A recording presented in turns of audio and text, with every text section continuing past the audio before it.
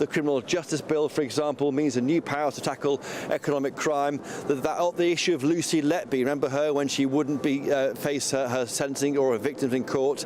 They'll be required in future by judges will be given powers, as we revealed on GBNews back in September, to force people like Lucy Letby to hear justice for the first time. And that's the point. They're trying to put themselves on the side of victims, and that's why it's a big election or a vote-winning measure here. Hard to see how Labour would argue against that. The Victims and Prisoners Bill, very important. They're giving ministers the right to overrule parole boards. If they release serious criminals, for the first time, elected ministers can step in the most serious cases, the rapists, murderers and terrorists. That's very important because of course, we've been talking on GB News a lot about soft justice. That's a way to deal with that.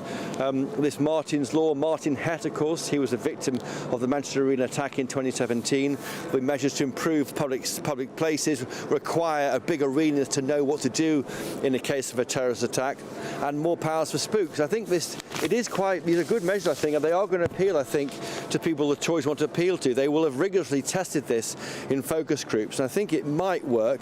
Other measures, of course, there's the Football Governance Bill. That will provide a new regulator for the top 5 divisions. There's measures on public sector broadcasting. That'll be on the BBC. I think that'll be quite a contested space going into an election period. As I say, this self-drive bill I find absolutely fascinating. For the first time, according to the notes attached to the King's speech, if you're in a self-drive vehicle and there's a crash, it's not your fault, it's the company in charge of that vehicle. That's fascinating. You'll be in charge of loading it and dealing with it that way. But I think the whole idea, we are seeing elements here of what Rishi Sunak like to think of the future. We saw the AI sessions in Bletchley Park just last week, and that you are seeing long-term choices here by the government. Not really political, I think, apart from the criminal justice areas, not really that political, but they're trying to show here's a PM making choices for the country on a long-term basis, trying to weigh that against, as they would see it, Labour making short-term choices. Christopher, back to you in a little while. Thank you. Here in the studio, we're joined by GB News political correspondent Catherine Forster and historian and broadcaster Rafe Hadel-Mankoo. Good to see you this afternoon. A pleasure. Apart from what the King said in his speech, or 1,223 words, I think it was. You were counting. I was.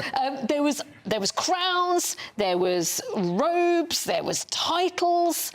I mean, it's quite fascinating, isn't it, the ceremony behind this? Well, this is the living embodiment of our constitution. I mean, that's one of the great things about our monarchy, is actually we're having, in the presence of the King in Parliament, people are able to see the 3 constituent parts of Parliament together for the only time: the Crown, the House of Lords and the House of Commons. But it's not just that. We're also seeing the separation of powers. So you have the executive and the King's ministers and the Privy Council. You have the legislature in terms of Commons and Lords. And then you have the judiciary, the judges of the King's Bench we saw sitting in the middle of there. So it's such an important lesson for us to be able to see visually what other countries can only read about on a piece of paper. And also, by his presence today, the King's actually establishing continuity. Continuity with his mother's reign. Of course, we saw that continuity starting last year when he read his mother's speech, but also continuity going back through the centuries, linking this state opening with the state openings that go back to the 14th century, and indeed with our 1,000-year-old constitution.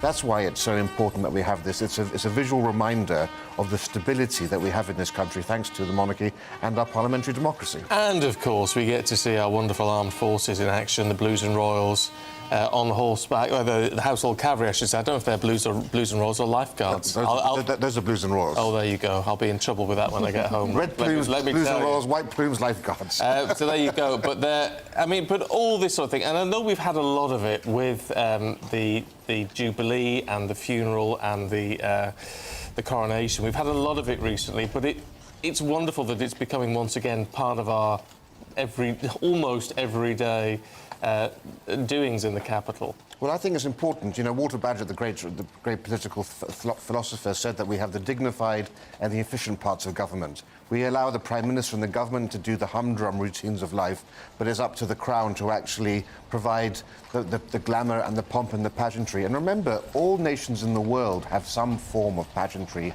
for the opening of Parliament or for the inauguration of a presidency, but no one does it with quite the aplomb as us. The French come close, but nowhere quite as... Oh, but here we go.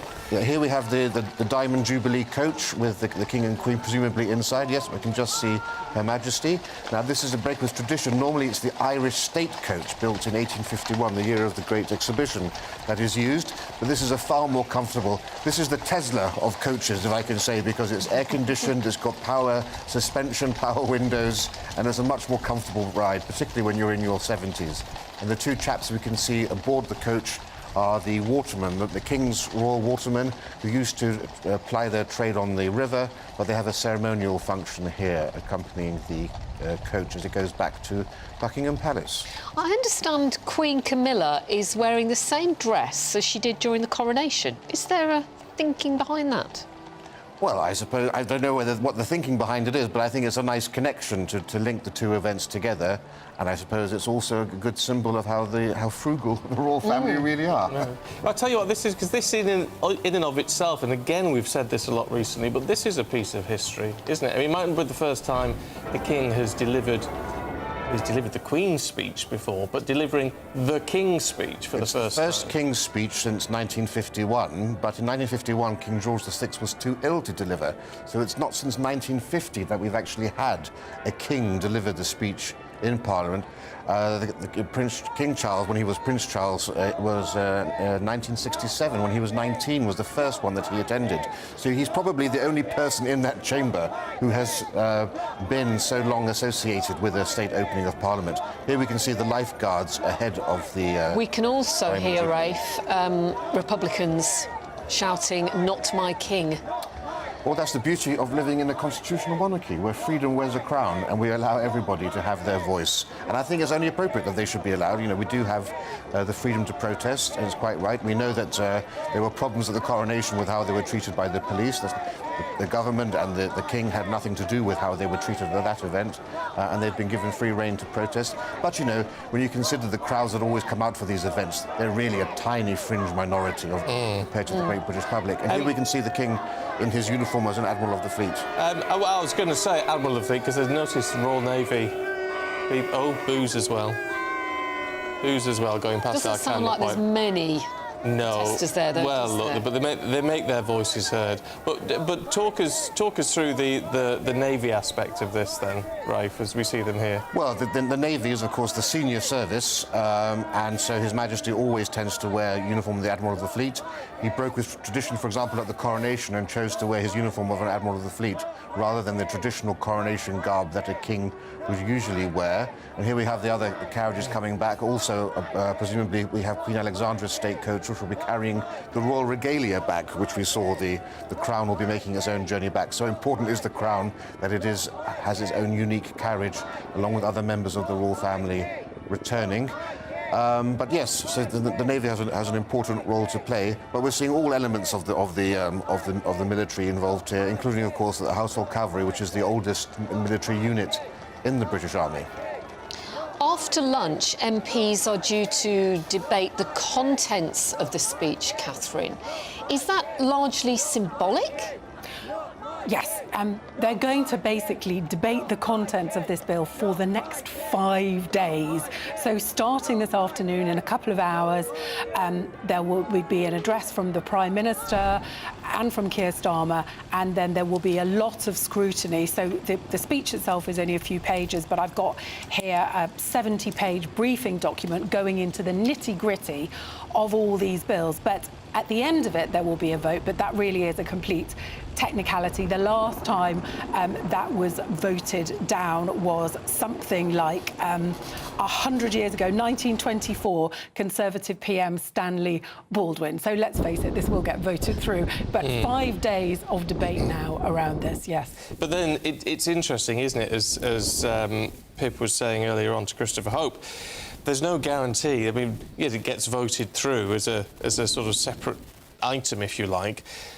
But how much of this will actually get enacted is a different story. That's what really struck me. So much talk of long-term decisions there. The government slogan at conference was long-term decisions for a brighter future. But the reality is they have to have a general election by the end of January 2025 at the very latest. We're probably around a year away. They're still about 20 points behind Labour in the polls. So it is looking like it's all very well having all these measures coming in, but how many of them are going to be actually enacted? I mean, to give you a couple of examples, the effective tobacco ban on children that are 14 and younger that would never be able to buy a cigarette. That will take they'll probably get that through, but that will take a long time for the effects to be shown. The plans to get rid of A-levels in favour of this advanced British standard, that again is a 10-year project. The long-term workforce plan for the National Health Service, a lot of these things, even if they get the legislation through, are going to take years and years and years to show benefits. And the government needs people to feel better now. But is that what the criminal side of this? I mean, we've got the sentencing bill, the criminal justice bill, the victims and prisoners bill in all this. I mean, this is traditionally, of course, solid Tory territory.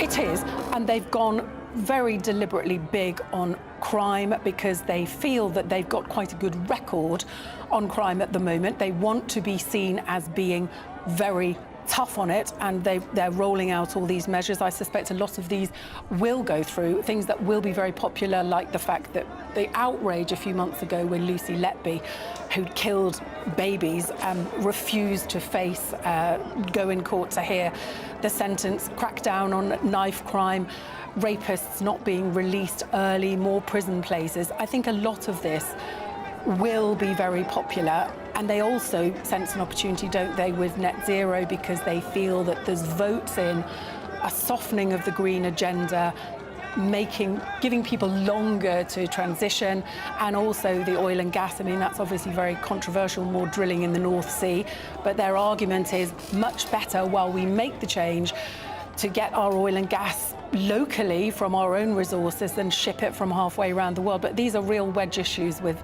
Labour that they think and hope that they can capitalise on, but they are running out of time, really.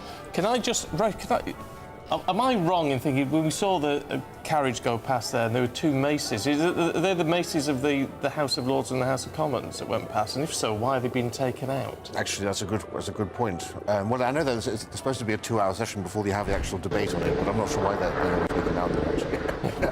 But what you did have there was the cap of maintenance and the sword of state, which is sort of the coronation being taken out along with the imperial state crown. But the maces actually do arrive also in the ceremony as well. What's the aspect to this where an MP, a particular MP, maybe Catherine, you know who it was, is taken to Buckingham Palace while the it should have been King's speech takes place? Who's that about? The Vice Chamberlain.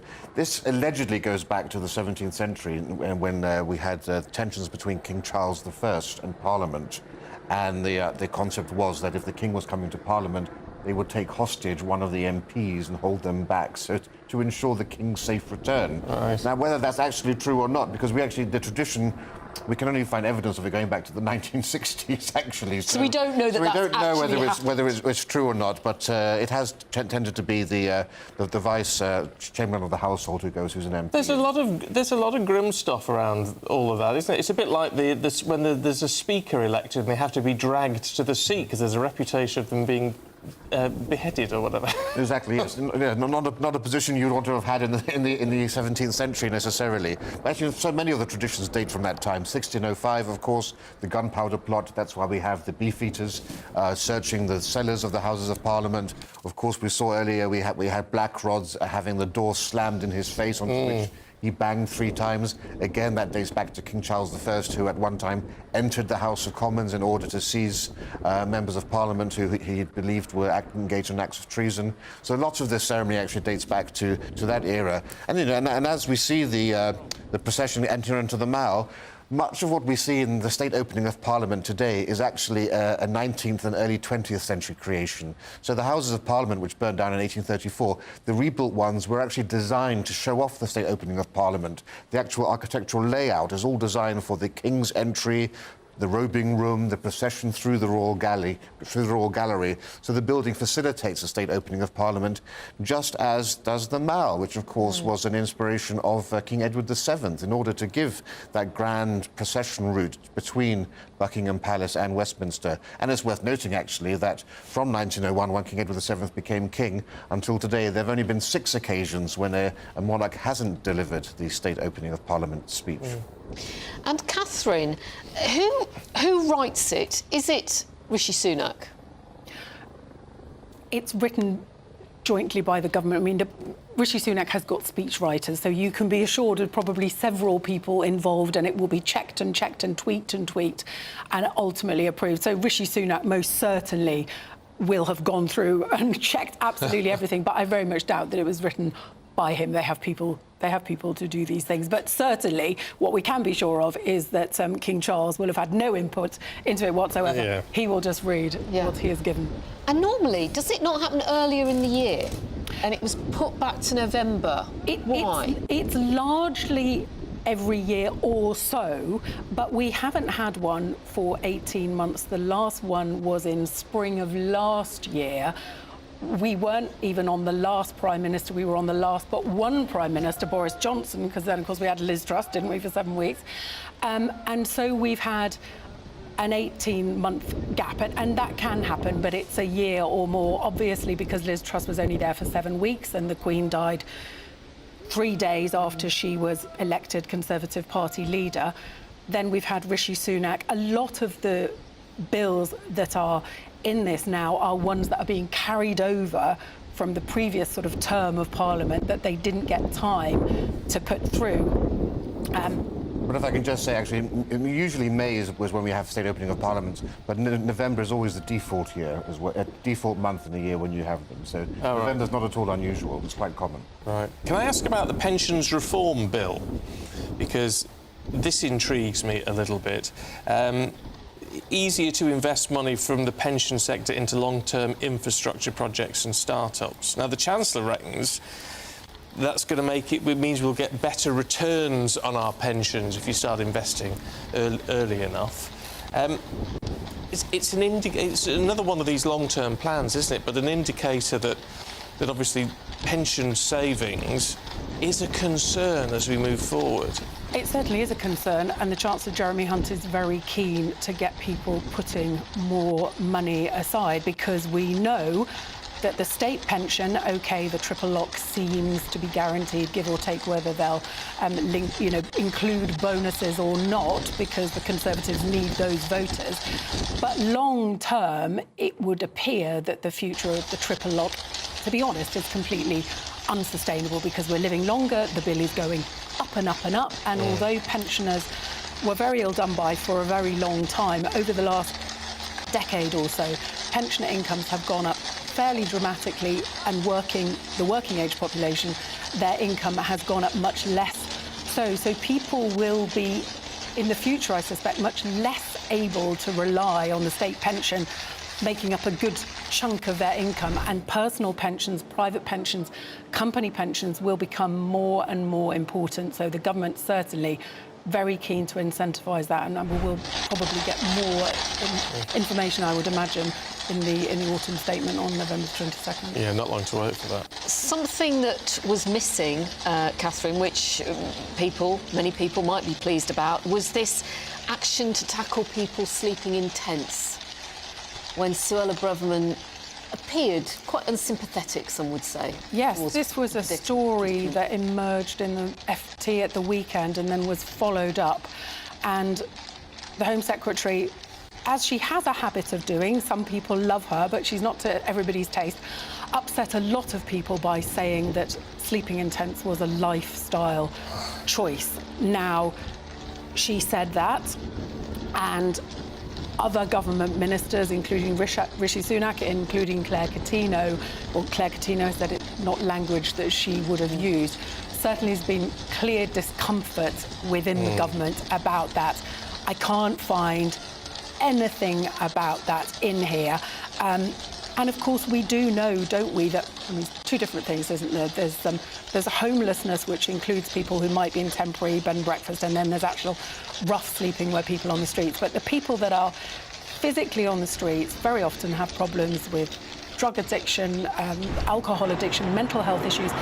And it's not uncommon for them to be veterans, because we know, don't we, that people that have fought in wars go through a horrendous time often and are often deeply scarred, and sometimes they don't get the support. So some of the people that end up on the streets will be people that have fought for this country. I mean, there is a nod to that support for veterans and, you know, the amazing work that the armed forces do. So it seems like whatever they were thinking, I can't find it here. Well, there'll be a briefing, a press briefing later. We'll get more information. As we see them all heading back into the palace, Rafe, including spotted Princess Anne there as well. Interesting to see the Princess Royal actually in the carriage. Traditionally, she always rides a horse because she is Colonel of the Blues and Royals, and as Colonel of the Blues and Royals, she is gold stick in waiting to the sovereign, which essentially is a ceremonial bodyguard, so named after the ceremonial staff that she carries. But now, I'm not sure whether it's because she's not feeling well or what the reason is, but this is the first time I've seen her riding in the carriage for one of these sorts of events. When we watched this today, Rafe, and listened to it, does it appear to you that it was more about King Charles's moment today in many ways, rather than Rishi Sunak's? Well, I think it's both, isn't it? I mean, this is a moment for the crown to shine, but it's also, of course, the government speech that he's reading out. Yes, I know, but in terms of the fact that it was the first King's speech in 72 years. But certainly, for his part, I mean, you know, also, you know, very much thoughts of his mother in his mind as well from this occasion. And this is a moment, of course, you remember, he's been sitting next to his mother for state openings of Parliament for the last few years. And that was done deliberately in order to introduce the public to him and to prepare him for this very day. So he's had an apprenticeship sitting by his mother's side for years now. He's now finally stepped into that role, and I think he's done it perfectly. I mean, he's a very confident, he's more of a confident speaker and performer than his mother was. Remember, he loved playing in drama at Cambridge University. He was very active in the Dramatic Society, and he's got that character and nature. That's why he's charmed people around the world recently. And certainly this was an attempt for him to actually show that it's business as usual. I'm the king now, but just as I gave the speech last year as Prince of Wales, I'm doing it now as king. Nothing has changed. The purpose of the monarchy is to reinforce the idea of business as usual, and that's what we're seeing. Let's talk to our royal correspondent, Cameron Walker, who's outside the palace for us this afternoon. And it is, amongst all the sort of firsts within our lifetimes that we've talked about so far, Cameron, it is, I mean, it's the first time I've ever seen a king and queen during a Queen's speech. Yeah, it was a very important day for His Majesty today, and I think it was very poignant that he started his speech by paying tribute to the legacy of service and devotion to Britain of his beloved mother, Queen Elizabeth II. Of course, we know that he deputised on behalf of his mother back in 2022, but this was the first time he was wearing the imperial state crown, which you just saw on your screens there, coming back towards Buckingham Palace.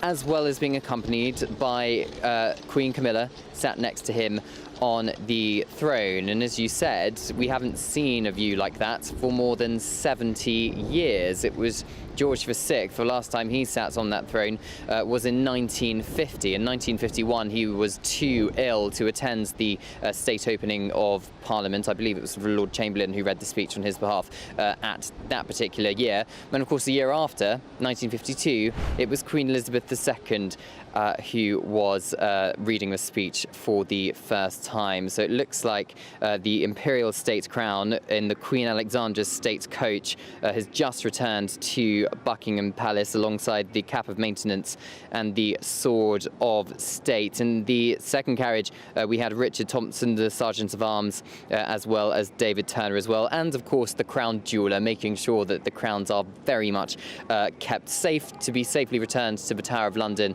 at a later moment. Now, we did have a hostage inside Buckingham Palace. Palace while the King was in the House of Lords. This year it was Joanna Churchill, Vice-Chamberlain of the Household, to ensure that the King safely returned to Buckingham Palace. And now, of course, that has happened. He travelled alongside Her Majesty the Queen in the Diamond State coach. It's a very modern coach. It's got air conditioning, good suspension as well.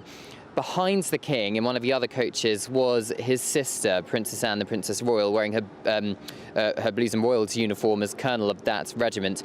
She resumed her role as gold stick in waiting, as Rafe was saying, the sort of ceremonial bodyguard to the sovereign. She rode a horse down the Mall in that role during the coronation back in May, but this time she was in a carriage. But of course it was very important for the King to appear apolitical, non-political, when he was reading his government speech for the first time. He was at times criticised when he was Prince of Wales for straying too close to the political line, but he would have learned from his mother, and he would have seen how she delivered those speeches, the Queen's speech, so many times during the course of her reign.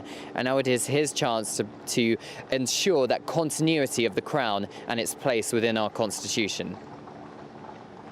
I just wonder, Cameron, as you stood there outside the palace and all this going on, I know we've seen a lot of it over the last 18 months, but is it a wonderful atmosphere to see all this pomp and ceremony happening again? You know, it really is. And as you were saying earlier, we have had a lot of it over the last couple of years with the Platinum Jubilee and then, of course, the very sad death of Queen Elizabeth II and the coronation as well as trooping the colour. I think the big difference here today, I hate to say it, is there's not many crowds, to be perfectly honest. There are certainly a smattering of tourists, and I think some people have specifically come out to watch the carriage procession between the Palace of Westminster and Buckingham Palace. But compared to trooping the colour last June and the coronation and the Queen's funeral, it's very sparse. I would say there's a couple of hundred odd people lining the Mall from where we're standing, but there hasn't been many cheers or anything like that, which perhaps you would expect with a ceremonial procession. But of course, we've had many of those recently, haven't we? So perhaps people are a bit busy to turn out. But nonetheless, the spectacular performance of the 1,400 armed service personnel who took part, the well over 100 horses as well. It's pomp and pageantry in action, as we get every year for a state opening of Parliament. Cameron, is that it for the King and Queen now today? They head back into Buckingham Palace and the ceremony for them is done? Yeah, we're not expecting them to make another public appearance today. Of course, they need to, the Queen and the King need to take off their uniforms and their robes, the Queen's coronation dress as well. I suspect we may see them drive back to Clarence House at some point, because we know that is where they are living at the moment, and Buckingham Palace is very much the office, while the palace is still in the middle of a refurbishment programme. But I suspect they're having perhaps a private lunch or something like that alongside their aides and their ladies-in-waiting as well. The gin and tonic, I should imagine. He might need more than that. Yeah, Cameron, thanks very much indeed. I mean, it must be... I would imagine, never mind lunch, they will be having a gin and tonic, won't they? And it's a moment for the King and the Queen. Yeah, and it was after 12 o'clock, so I'm sure they're entitled to a large gin and tonic at this time. But yes, they'll be very happy. I mean, everything has gone off as it should do. I've actually, to comment on Cameron's point about there not being many people in attendance, it's always the best time to see the monarch is during the state opening of Parliament, because it happens out of the tourist season. It's never on a weekend, it's on a weekday when there aren't many people on the streets, particularly when it's in the autumn, winter months like this. There aren't many people around in general, so it's actually the best chance. So it's not that exceptional, the fact that there aren't that many crowds on the street. It's actually quite normal, I would say. But the King will be very happy with how this has gone off. It's gone up, and I think it's well worth the time for a good long lunch. Yeah. What you also get to see, Catherine, and hopefully we will see the picture shortly, is the leaders of the opposition walking into the House of Lords together. And I think Rishi Sunak and Sir Keir Starmer had a little bit of banter going on. There was a lovely picture that I saw of them both really laughing, and you just think, oh, I wonder what they were saying. Let's hope that a lip reader will be able to tell us. But yes, it's interesting, isn't it, when you see them side by side, people that are normally on opposite sides criticising each other, actually just together, and the fact that this is an occasion that everybody is there to see and hear from the king. You know, this was really his moment. OK, it's Rishi Sunak's moment too, in that it's his first as Prime Minister. He's been in the job over a year. This is his first chance to really sort of set out his whole stall, if you like. But for the king, you know, as we've heard, not since 1950 that a king delivered the King's speech. OK, he did it 18 months ago, but that was on behalf of the Queen because she had mobility issues. It's a really huge moment for him, isn't it? So Rishi Sunak sort of a little bit in the shadow today, I suspect. A great contrast between when Boris Johnson and Jeremy Corbyn would reach the House of Lords. Yeah. Corbyn's eyes straight ahead, Boris trying to make conversation. He wouldn't have it. Ignored by Jeremy. I suppose Keir Starmer will be walking in thinking, well, it'll be me this time. We'll be on opposite sides this time next year.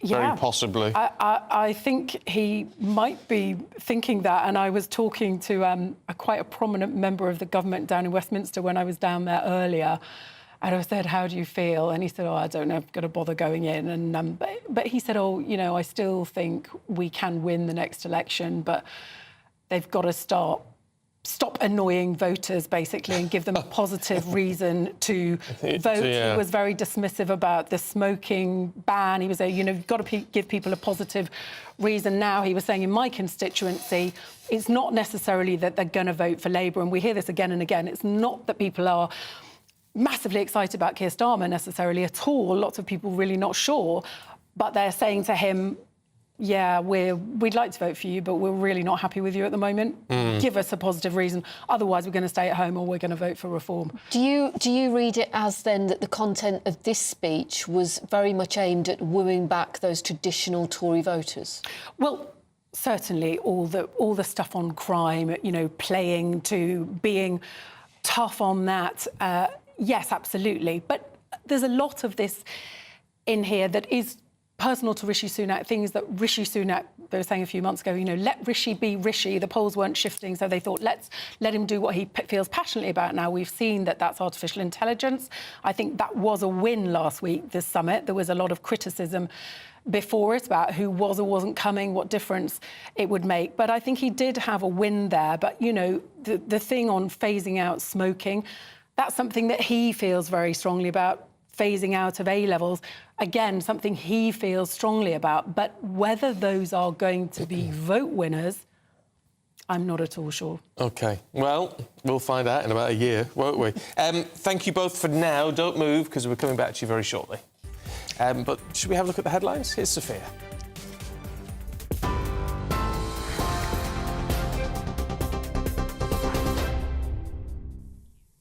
It's 12:31. I'm Sophia Wensler in the GB newsroom. The King has outlined tougher sentences for the country's most serious offenders in his first King's speech in 70 years. His Majesty opened the speech with a tribute to his mother, the late Queen's legacy of service and devotion. King Charles set out legislation to mandate annual oil and gas licensing in the North Sea, insisting new fossil fuel sites will support the country's transition to net zero without adding undue burdens on households. Reading Rishi Sunak's agenda for the upcoming year, the King said the government will work to keep communities safe from crime. A bill will be brought forward to ensure tougher sentences for the most serious offenders and increase the confidence of victims. My ministers will introduce legislation to empower police forces and the criminal justice system to prevent new or complex crimes, such as digital-enabled crime and child sexual abuse, including grooming. Israel says it's open to a pause in Gaza fighting to allow for humanitarian aid. Benjamin Netanyahu says Israel would consider tactical little pauses to let aid in and allow for the exit of hostages. But the Israeli leader reiterated his country's rejection of a ceasefire without the release of all people being held captive in the Hamas-ruled Palestinian enclave. Grocery price inflation has fallen to single digits for the first time in 16 months. Kantar says it's the 8th consecutive decline in the rate of price rises since the figure peaked in March. However, consumers are only seeing a year-on-year price falls in a limited number of categories, including butter, dried pasta and milk. And you can get more on all those stories by visiting our website, gbnews.com.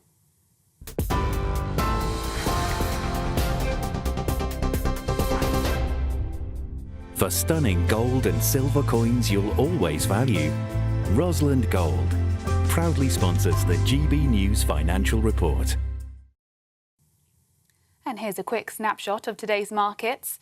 The pound will buy you $1.2295 and €1.152.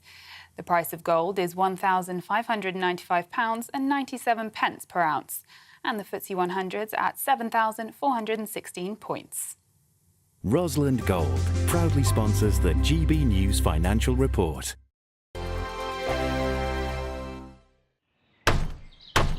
Who is it? We're here for the show.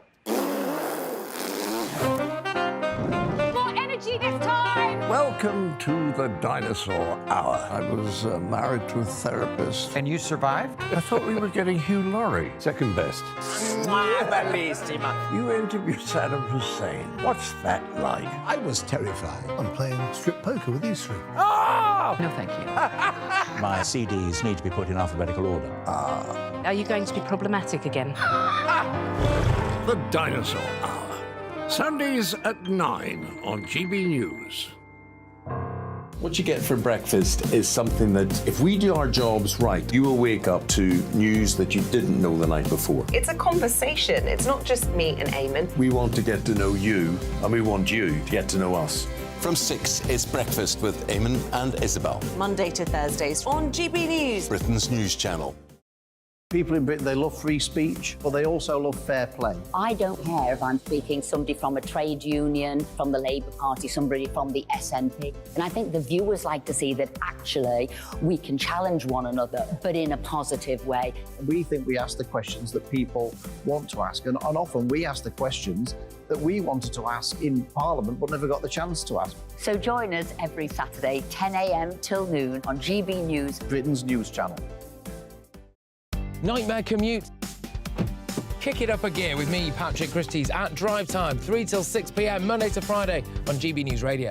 You can listen online and on DAB+, on the smart speaker app and on the GB News app. And if you've got an Alexa, all you have to say is, Alexa, play GB News. We're also on TuneIn and the Radio Player apps. From the school run to rush hour, get revved up with me, Patrick Christie's, on GB News and GB News Radio. Tired of the usual focus-tested, pre-prepared Westminster runaround? Well, so am I. So you want higher taxes? Is your department to blame for this? Are you rethinking this policy? Every Sunday at 9:30, I'll be sitting down with those in power to get the truth about the issues affecting you. Let's be honest, we've known about the cost pressures of this project for years, not months. That's the Camilla Tominey Show, a politics show with personality. On GB News, the People's Channel, Britain's news channel. Now then, Lee Anderson here. Join me on GB News on my show, The Real World, every Friday at 7 p.m. I'm not eating bloody cat. Are you Delicious. mental? Open your mouth. OK, here comes a train. Reminds me of the scene in Singing in the Rain. Adam, is that a good one? Whoa! Join me at 7 on GB News, Britain's news channel. When the news happens, it happens here. And really important breaking news. Breaking news this morning. On TV, radio and online, the news starts here on Britain's Newsroom. All the biggest stories and the answers that you need from across the UK and beyond. Join Britain's Newsroom from 9:30 on GB News. The People's Channel, Britain's news channel. GB News, unlike other broadcasters, isn't obsessed with the London-Westminster bubble. We think there's a nation beyond the M25, and that's why we talk about the issues that matter across the land. Join me on State of the Nation, 8 to 9 o'clock, Monday to Thursday, on GB News. Daisy's listening, and you should too.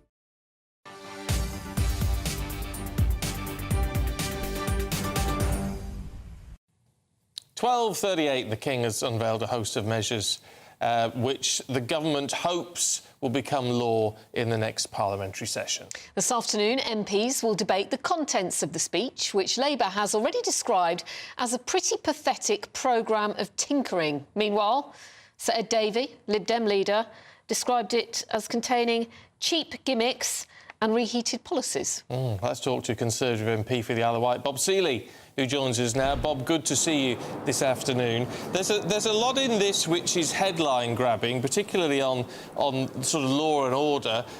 But actually, it's not that significant to change any of this, is it? When you look at the sentencing bill, the criminal justice bill, a lot of this can be enacted already by judges. It's just if they choose to do so.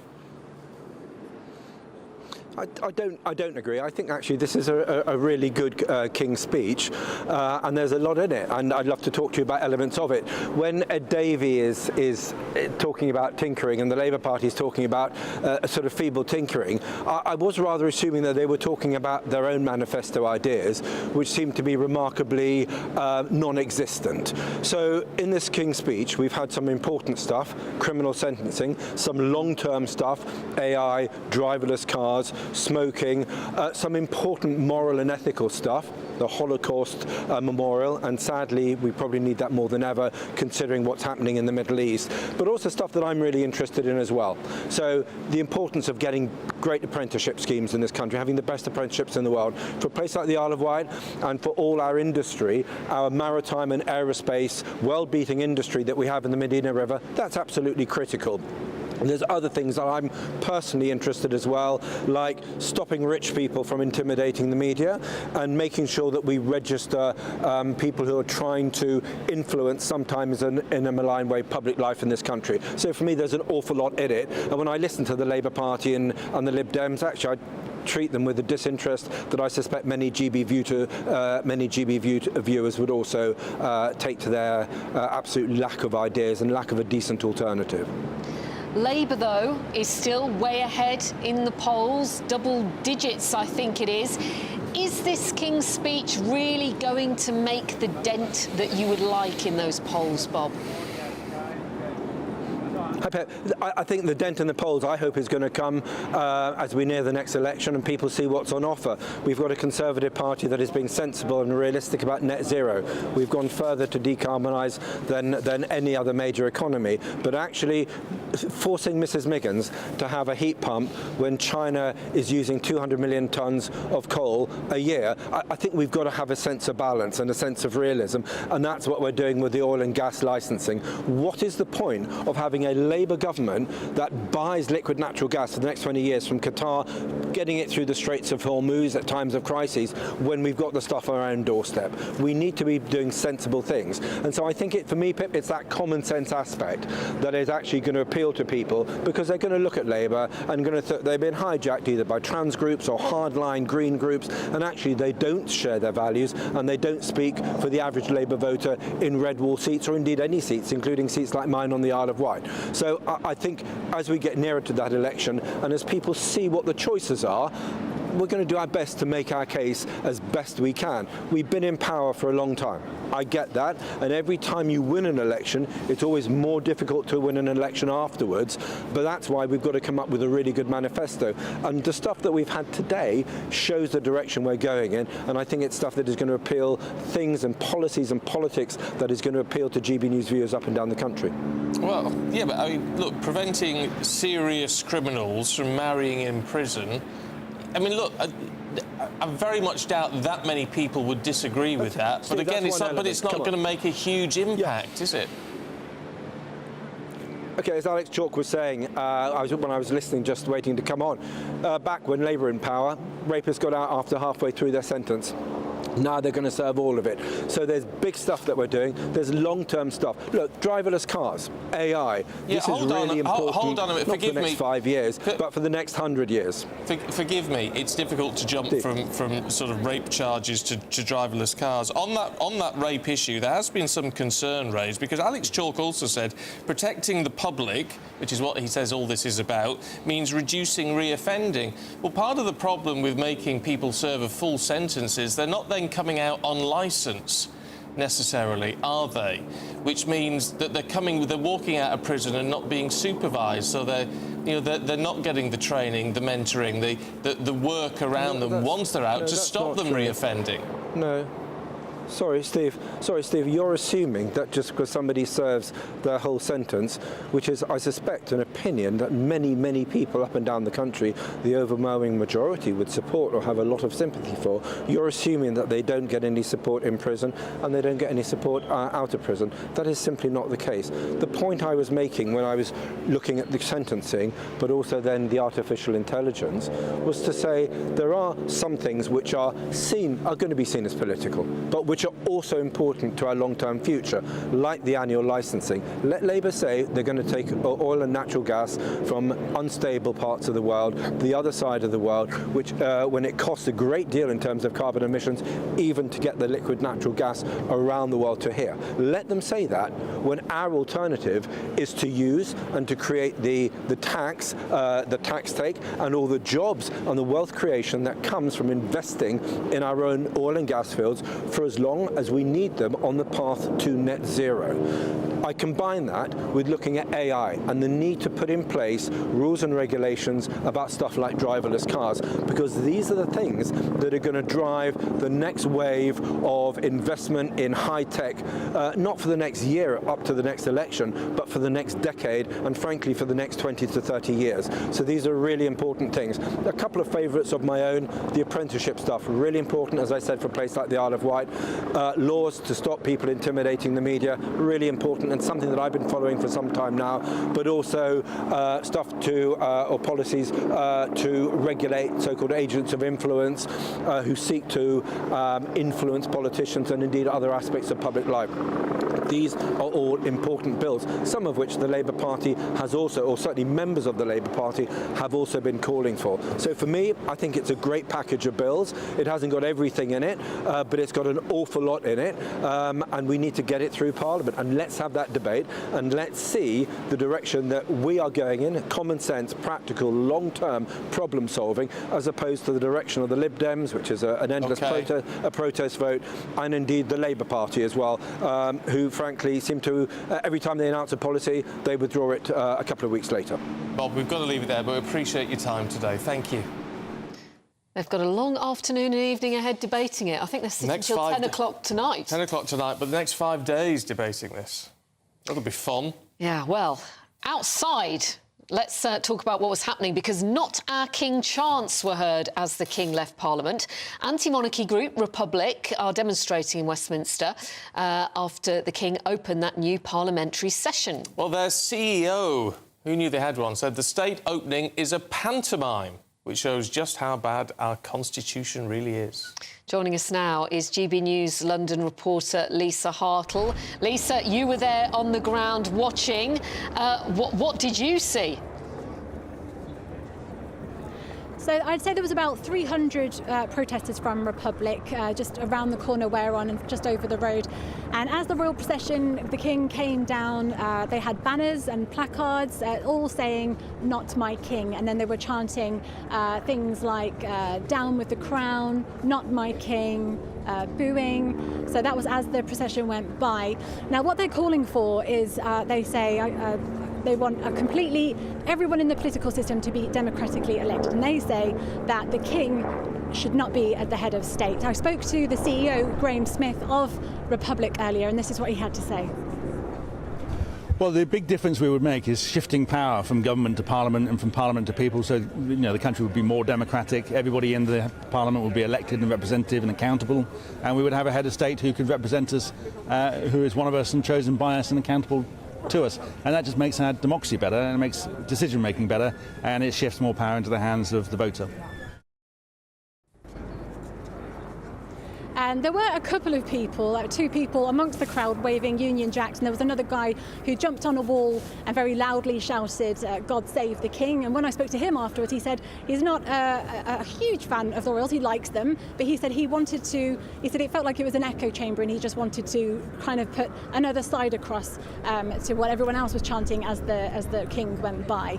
And this organisation's been going for 40 years. They're hoping for, as they said, the political changes to be made.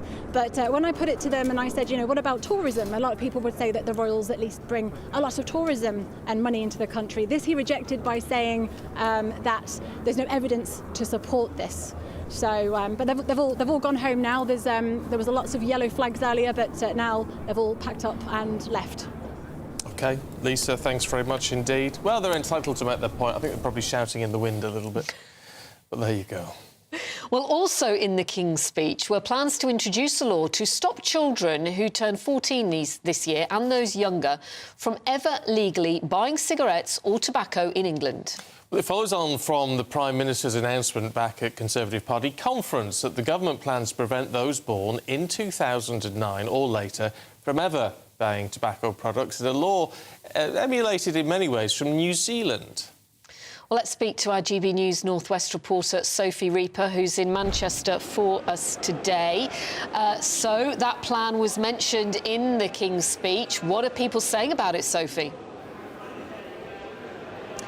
Well, good afternoon to you both. Interestingly, earlier this year, the Office for National Statistics released some data which suggested that 6.4 million Brits are smokers. Now, speaking to people in Manchester today, I've actually struggled to find a smoker, but there you go. That's just under 13% of the population that the Office for National Statistics are saying are indeed smokers. Now, that figure is down from previous years, and in fact, it's been in steady decline since around the 1970s, but just under 13% of the population is still quite a significant chunk. So here's a little bit of what the people of Manchester have been saying to me today.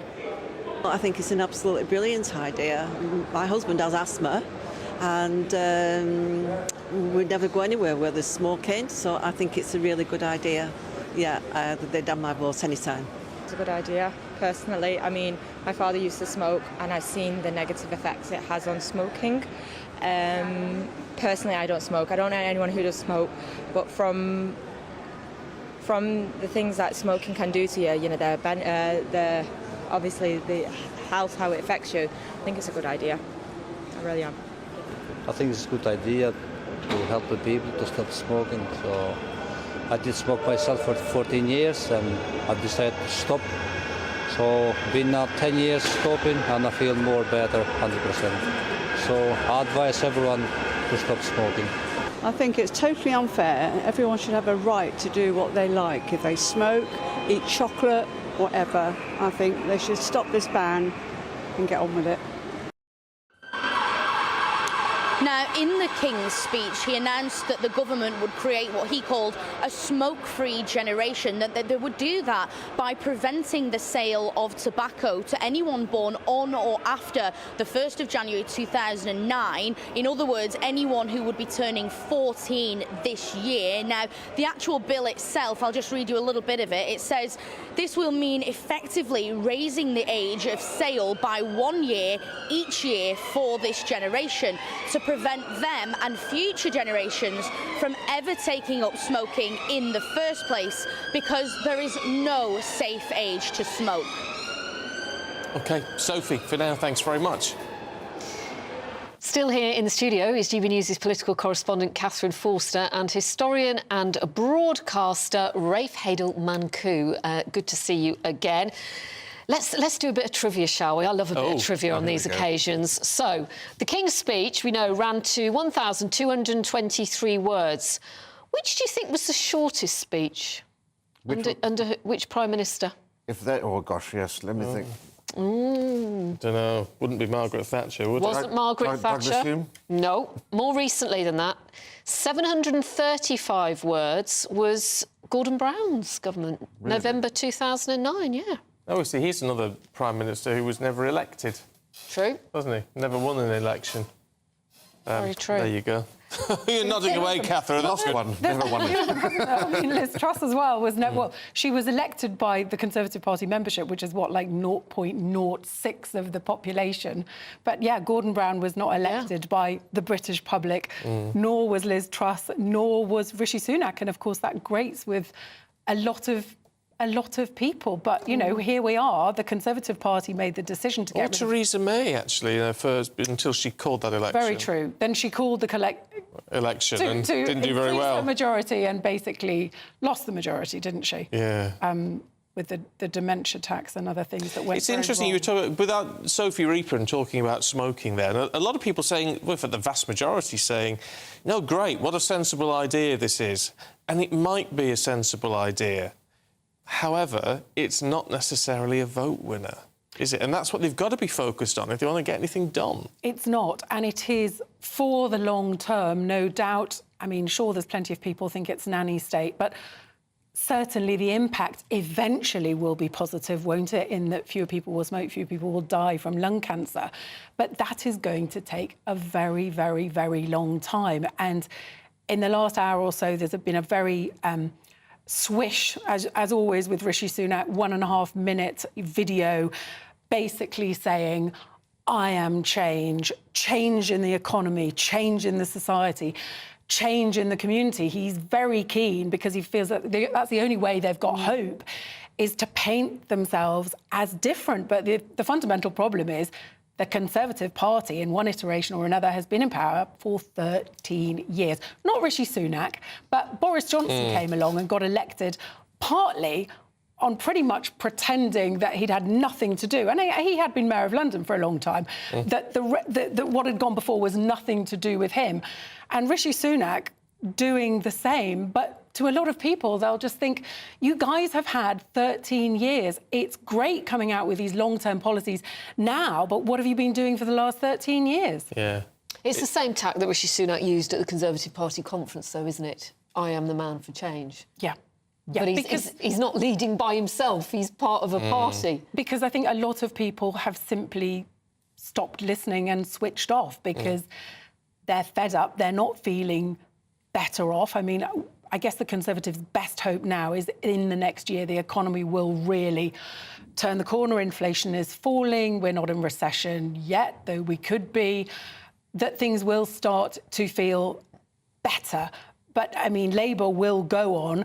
Do you feel better off than you were 13 years ago? And they're betting that most people will think, no, I don't feel better off. And, you know, to the Conservatives' credit, as this Tory MP was saying to me early, you know, they've had a very difficult time, obviously, in the last few years with COVID. That was unprecedented, war in Ukraine. But, you know, they're not going to get credit for paying people's bills back in COVID. People want to feel better off now. No, that's very true. Catherine, Rafe, thank you both very much indeed. Been great to see you. Lots more to come in the next hour. We will, of course, be talking about the King's speech and lots more. Stay with us.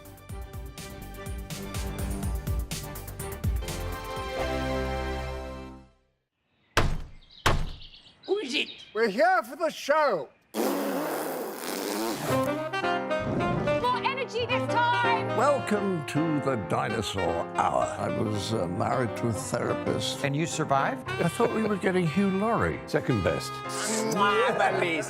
You interviewed Saddam Hussein. What's that like? I was terrified. I'm playing strip poker with these three. Oh! No, thank you.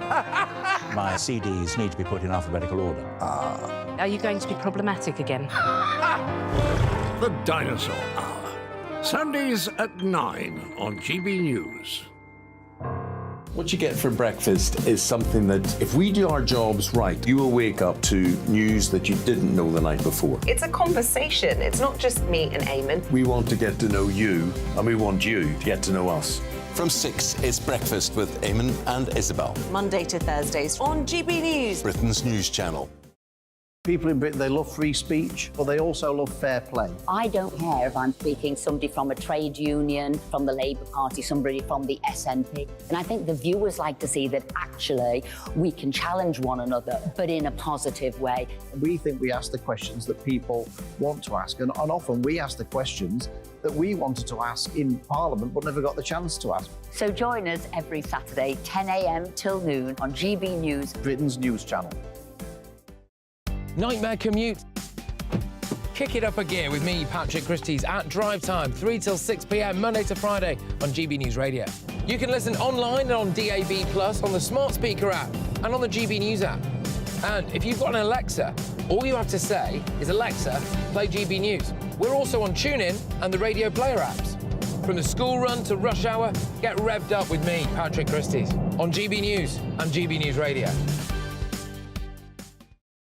Tired of the usual focus-tested, pre-prepared Westminster runaround? Well, so am I. So you want higher taxes? Is your department to blame for this? Are you rethinking this policy? Every Sunday at 9:30, I'll be sitting down with those in power to get the truth about the issues affecting you. Let's be honest, we've known about the cost pressures of this project for years, not months. That's the Camilla Tominey Show, a politics show with personality. On GB News, the People's Channel, Britain's news channel. Now then, Lee Anderson here. Join me on GB News on my show, The Real World, every Friday at 7 p.m. I'm not eating bloody cat. Are you delicious? mental? Put in your mouth. OK, here comes a train. Reminds me of the scene in Singing in the Rain. Adam, is that a good one? Whoa! Join me at 7 on GB News, Britain's news channel. When the news happens, it happens here. And really important breaking news. Breaking news this morning. On TV, radio and online, the news starts here on Britain's Newsroom. All the biggest stories and the answers that you need from across the UK and beyond. Join Britain's Newsroom from 9:30 on GB News. The People's Channel, Britain's news channel. GB News, unlike other broadcasters, isn't obsessed with the London-Westminster bubble. We think there's a nation beyond the M25, and that's why we talk about the issues that matter across the land. Join me on State of the Nation, 8 to 9 o'clock, Monday to Thursday, on GB News. Daisy's listening, and you should too.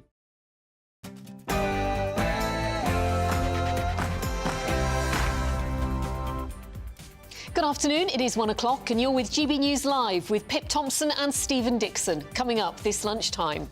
Well, King Charles has delivered his first King's Speech. He set out the government's plans for the coming year, marking the start of the Parliamentary year. Tougher sentences for murderers, a plan to cut NHS waiting times and new oil and gas licences were included as part of Rishi Sunak's plans. The Prime Minister says it represents a vision of a better Britain, but Labour has criticised the proposals as gimmicks, division and more of the same.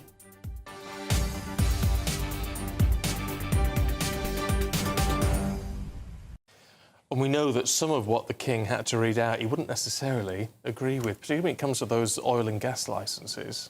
We know from what he said when he was the Prince of Wales. However, how does he deal with that? We're going to be talking to a body language expert before 3 o'clock this afternoon, so we can find out if he gave anything away with the slightest move or twitch that we could read into. Did he touch his nose? He might have. That could give it all away, couldn't it? You never know. Anyway, before all of that, let's have a look at your news headlines with Sophia.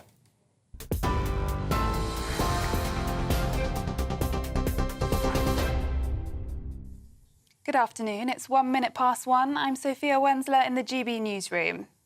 The King has outlined tougher sentences for the country's most serious offenders in his first King's Speech in 70 years.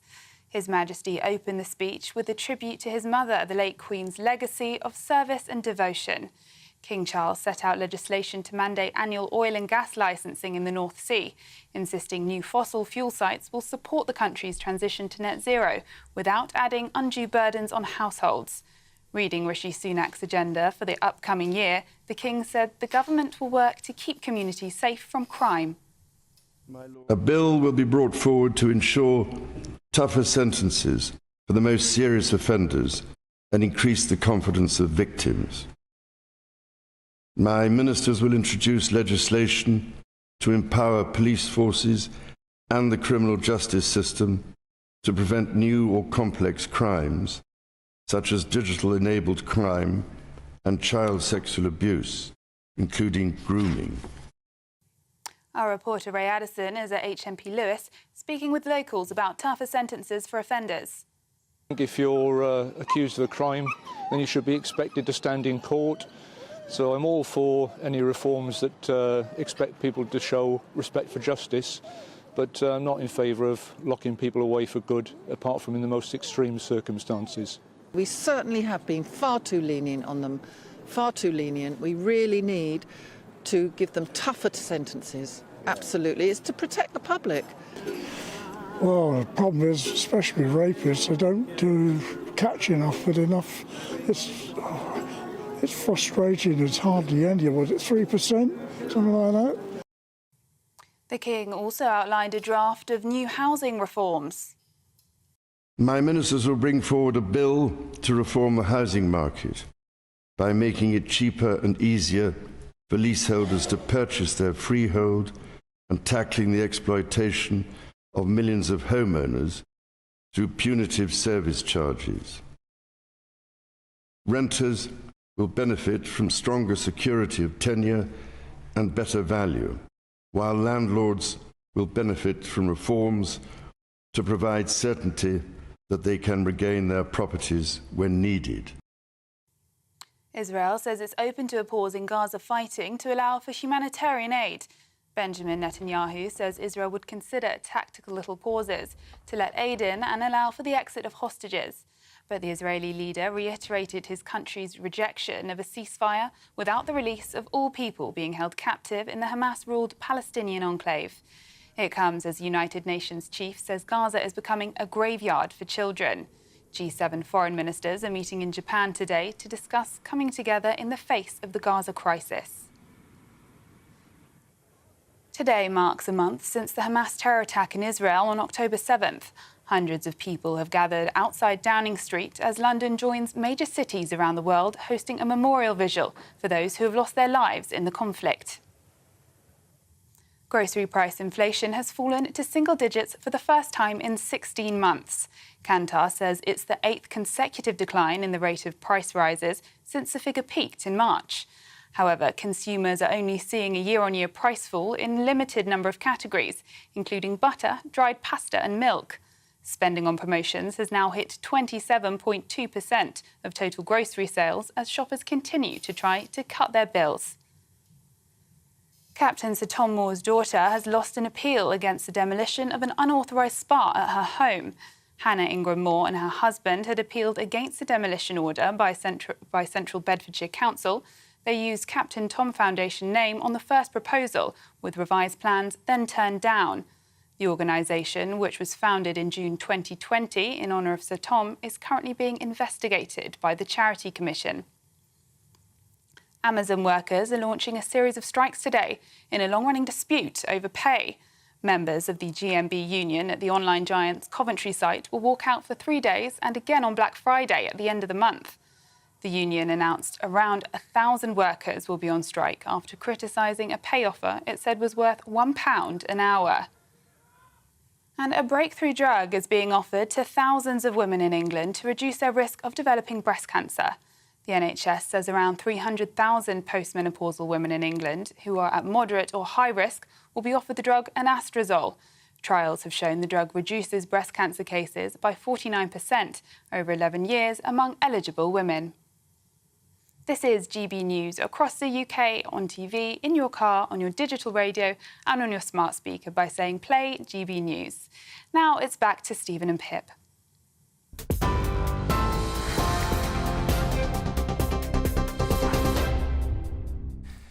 Six minutes past one now. With his speech this morning, King Charles has put forward Rishi Sunak's agenda for the upcoming parliamentary session. But many would say that what didn't make it into the speech is just as important as what did. So let's get more detail on what did and what didn't with our political editor, Christopher Hope. Good to see you this afternoon, Christopher. There was a package of, 20 bills, I think. How many surprises were there? Yeah, 21 bills, a quarter of those, 5 of them about criminal justice, measures on sentencing, new powers to tackle complex economic crime, victims of prisons bill, terrorism and investigatory powers. There's some wobbles in there, I note, noting on the sentencing bill, which is meant to increase terms in jail for murderers and rapists and terrorists. They're also saying they're going to grasp the nettle and legislate for presumption to suspend a sentence for anyone jailed or sentenced for less than 12 months. And that is a soft on crime issue, but they're hoping they can show they're being tougher on murderers, rapists, terrorists and the like to try and weigh against that. Also, in the criminal justice bill, there's a tackling persistent nuisance and organised begging.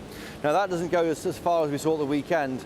Suella Braverman, Home Secretary, saying that charities will be banned from giving out tents to those who are homeless. But there's an attempt here to make people's streets safer, less organised begging, allowing police the powers to move people on. Other measures too there about victims, enforcing convicted criminals to face their sentencing.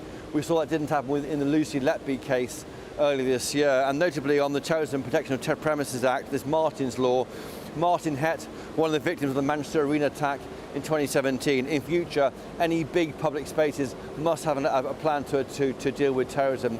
Other measures there outside of this main focus on law and order. I found it fascinating, the automated vehicles bill.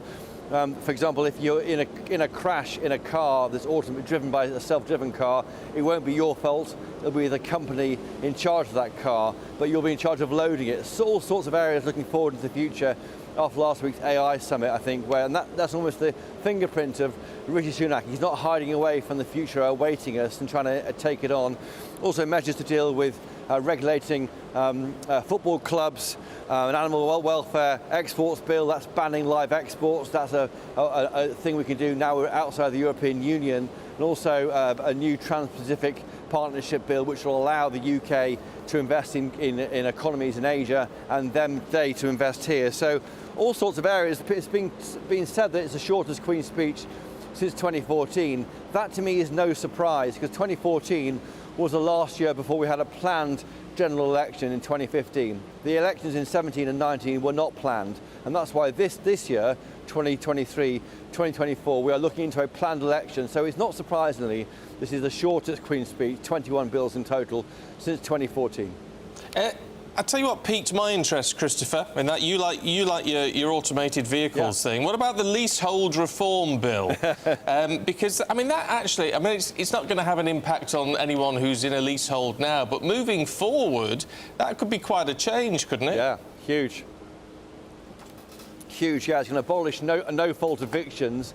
It'll give powers for landlords, though, to end a lease of someone who's renting if they want to sell the property. And it's given more powers to renters, and that will get a lot of support from the Labour side. And also, what we're not seeing in this bill is also as interesting as I think Pippa alluded to at the beginning there. There's no AI regulation. There's no ban on gay conversion therapy, merely some pre-scrutiny on that. There's nothing on nutrient neutrality. That sounds terribly technical, but what it means is that you won't be able to, that more homes can be built, because there's a big concern that by these laws mean that you can't build in certain parts of the country for risk of polluting watercourses. And also councils won't be banned from bringing in low traffic neighbourhoods. So what's not in there, no surprise, election next year. Yeah, OK, Christopher, thank you. Let's go to Buckingham Palace, where GB News royal correspondent Cameron Walker is. Good afternoon to you, Cameron. This was quite a speech for King Charles. I mean, the last time he saw a King's speech, he was a toddler. And what might have been quite difficult for him, Cameron, was he was having to read somebody else's words where he might not have agreed with everything. Exactly. I'm sure as a Prince Charles, as a toddler back in 1950, where he saw the procession of his grandfather and, of course, accompanied by his mother, the Princess Elizabeth, he wouldn't think exactly what he was going to be saying in over 70 years' time, where his government has written the speech, because, of course, it is King Charles's first King's speech as sovereign. It was pretty poignant, I think, to start with, of what King Charles said. He spoke for the legacy of service and devotion to Britain from his beloved mother, Queen Elizabeth II. Now, last year in 2022, the King did actually deputise on behalf of his mother, who was too unwell to read the speech herself. He was accompanied by his son, Prince William, as a Councillor of State, but this was the first time it was his speech. And the reason that's significant is because, as Prince of Wales, sometimes he was criticised for perhaps straying at times too close to the political line. We all remember those black spider memos, that scrawly writing where he'd written to government ministers and so on. But as sovereign, what we've seen over the last 12, 14 months or so is him being very apolitical, taking after his mother and very much reading it as it is his duty as sovereign. But of course, we still had the pomp and pageantry associated with every state opening of Parliament we've had for a number of years now. It was the first full-scale state opening of Parliament with 124 horses, 1,400 members of the armed forces taking part. It's the first time since COVID that has happened, and the first time that a sovereign has worn the imperial state crown on his head since 2016, because Queen Elizabeth in later years decided it was perhaps too heavy for her physically to wear. And it is very heavy, over a kilogram. So as the late Queen said, the King needs to bring the speech up to his face to read it, not point his neck down, because as the Queen said once in an interview, your neck would break if you did that. So that's just some kind of a history associated with that crown. Queen Camilla as well accompanied the King. She re-wore her coronation dress and was also wearing the George IV State's diadem, made famous from being worn by Queen Elizabeth II. It's on the stamps, it's on the banknotes at the moment, so it really was pomp and pageantry in action. They travelled from Buckingham Palace down to the Palace of Westminster in the Diamond Jubilee State coach, a very modern coach. It's got suspension, it's got air conditioning, and it's the coach they used to travel to Westminster Abbey for their coronation in May. Now, this afternoon, we're not entirely sure what's happening inside Buckingham Palace. We did see Queen Camilla leave the palace a few moments ago, heading back to Clarence House, which is, of course, where they live at the moment, while Buckingham Palace is being resurfaced. But the King is still inside, and that is because it's his office, and he is very much going to be carrying out his duties as sovereign. OK. Cameron, thanks very much indeed, and wonderful pomp and ceremony that Cameron was talking about, which we love. But not everyone in Westminster was enjoying all of that as the King opened Parliament. Booing was heard, indeed, as he travelled past protesters in his carriage. Well, joining us from Westminster is GB News London reporter Lisa Hartle. Good afternoon to you, Lisa. How big, then, was this protest? Was there a lot of people there? There are about 300 members of the Republic organisation. They were around where we are now, which is on the corner of Parliament Square. As the King, the royal procession went by, they had yellow banners and placards all saying, "Not my King," and that's what they were chanting as they went past, that along with "Down with the Crown." Now what they're calling for is, they say they want rid of the monarchy, they want the head of state to be an elected person, and earlier on I spoke to the CEO of the organisation, Graham Smith, and this is what he had to say. Telling that people can't really defend the monarchy on serious constitutional grounds, that they resort to talking about tourism. In fact, there's no evidence that the monarchy brings tourists in at all. We've done the research, we've asked to visit Britain, they don't have any evidence. So the tourism industry will be absolutely fine without the monarchy. The palace will still be there, Windsor Castle will still be there, but we will have an elected upper house and an elected head of state. The organisation's been going for around 40 years. They're also calling for to be rid of the House of Lords as well. They say no hereditary titles, everyone in the political system is to be elected. And they also, just to mention, during this protest there were a few people with trying to drown out the sounds of "Down with the Crown," and they were waving the flags, and there was one guy in particular trying to drown out the sound of everyone by shouting, "God save the King." OK, Lisa Hartle at Westminster, thanks very much. Everyone's entitled to their view. Doesn't mean you have to like it, though, does it? And I just sort of think with the Reform group, part of me just thinks, why would you want to wipe away thousands of years of our history and heritage like that? I mean, yes, they sort of lead it's a bit of a gilded cage. Well, I mean, some people say, look what France have done. They haven't had a monarchy for how many hundreds of years? Still gets lots of tourism. The buildings, the palaces are still there. But it's more than that, isn't it? It's this constitutional monarchy that we have, and I don't know, there's just something nice about it, isn't it? It's very British. It's very British, it's very comfortable. I don't know. It's what we know. Works for me. Works for me. I wouldn't want to see it scrapped. I wouldn't. No, there. I'm laying my cards on the table for you this afternoon. There you go. Don't get into a debate then with any of those protesters. No, well, no. But the trouble, I sort of think you'd never win. You've got to listen to them. You've got to listen to them, and you've got to show them respect for their views, and they're entitled to protest and all the rest of it. So that's all well and good. It's a debate we always have around the family dinner table, usually at Christmas. Oh, really? Do you have some dissenters in the family? Oh, do we just? Oh, I'll put them right. Yeah. 50-50 split in our family. Oh, really? Oh, I'll invite you round. You can join in. Oh, Lord. Anyway, look, still to come for you. In different matters for you this afternoon, Israel says it's open to a pause in Gaza to allow humanitarian aid through. We'll talk to our security editor, Mark White, who's in Tel Aviv.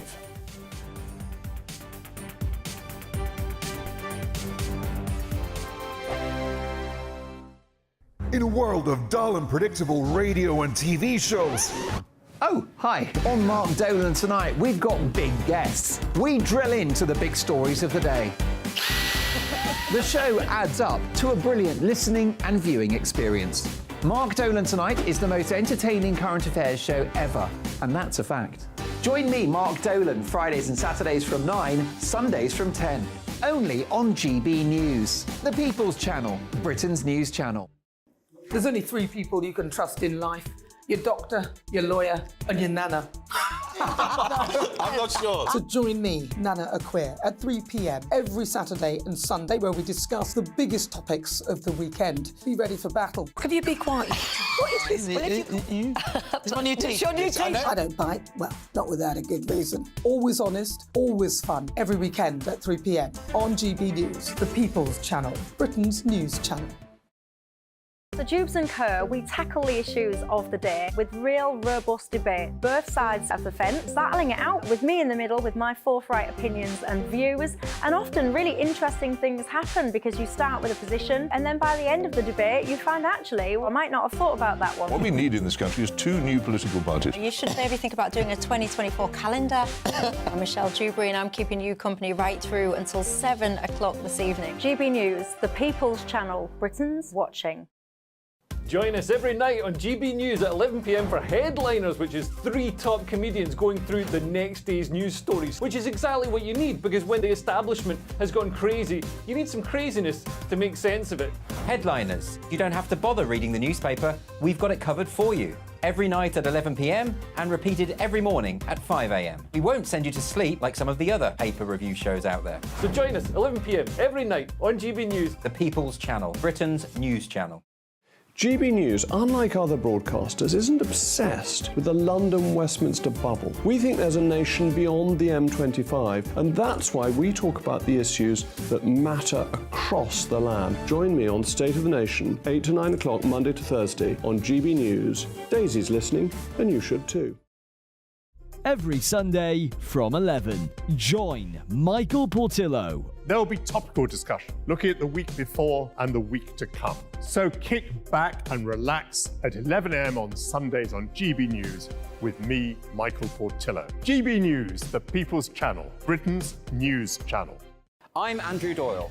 Join me at 7 o'clock every Sunday night for Free Speech Nation, the show where I tackle the week's biggest stories in politics and current affairs with the help of my 2 comedian panellists and a variety of special guests. Free Speech Nation, Sunday nights from 7 on GB News, the People's Channel, Britain's news channel. Nightmare commute. Kick it up a gear with me, Patrick Christie's, at drive time, 3 till 6 p.m, Monday to Friday on GB News Radio. You can listen online and on DAB+, on the smart speaker app, and on the GB News app. And if you've got an Alexa, all you have to say is, Alexa, play GB News. We're also on TuneIn and the Radio Player apps. From the school run to rush hour, get revved up with me, Patrick Christie's, on GB News and GB News Radio. Tired of the usual focus-tested, pre-prepared Westminster runaround? Well, so am I. So you want higher taxes? Is your department to blame for this? Are you rethinking this policy? Every Sunday at 9:30, I'll be sitting down with those in power to get the truth about the issues affecting you. Let's be honest, we've known about the cost pressures of this project for years, not months. That's the Camilla Tominey Show, a politics show with personality. On GB News, the People's Channel, Britain's news channel. The Jubes and Kerr, we tackle the issues of the day with real, robust debate. Both sides of the fence, battling it out with me in the middle with my forthright opinions and views. And often really interesting things happen because you start with a position and then by the end of the debate you find actually, well, I might not have thought about that one. What we need in this country is 2 new political parties. You should maybe think about doing a 2024 calendar. I'm Michelle Dewberry and I'm keeping you company right through until 7 o'clock this evening. GB News, the People's Channel, Britain's watching. What you get for breakfast is something that, if we do our jobs right, you will wake up to news that you didn't know the night before. It's a conversation. It's not just me and Eamon. We want to get to know you, and we want you to get to know us. From 6, it's Breakfast with Eamon and Isabel. Monday to Thursdays on GB News, Britain's news channel.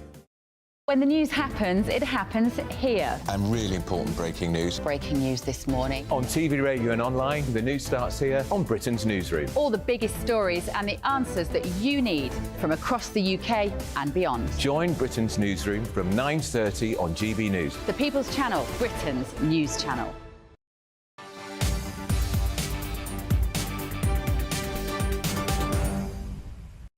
was just watching that promo with Andrew and Bev in the break there, and it's interesting because when he cut from different shots, Andrew's hair is a different colour in every shot.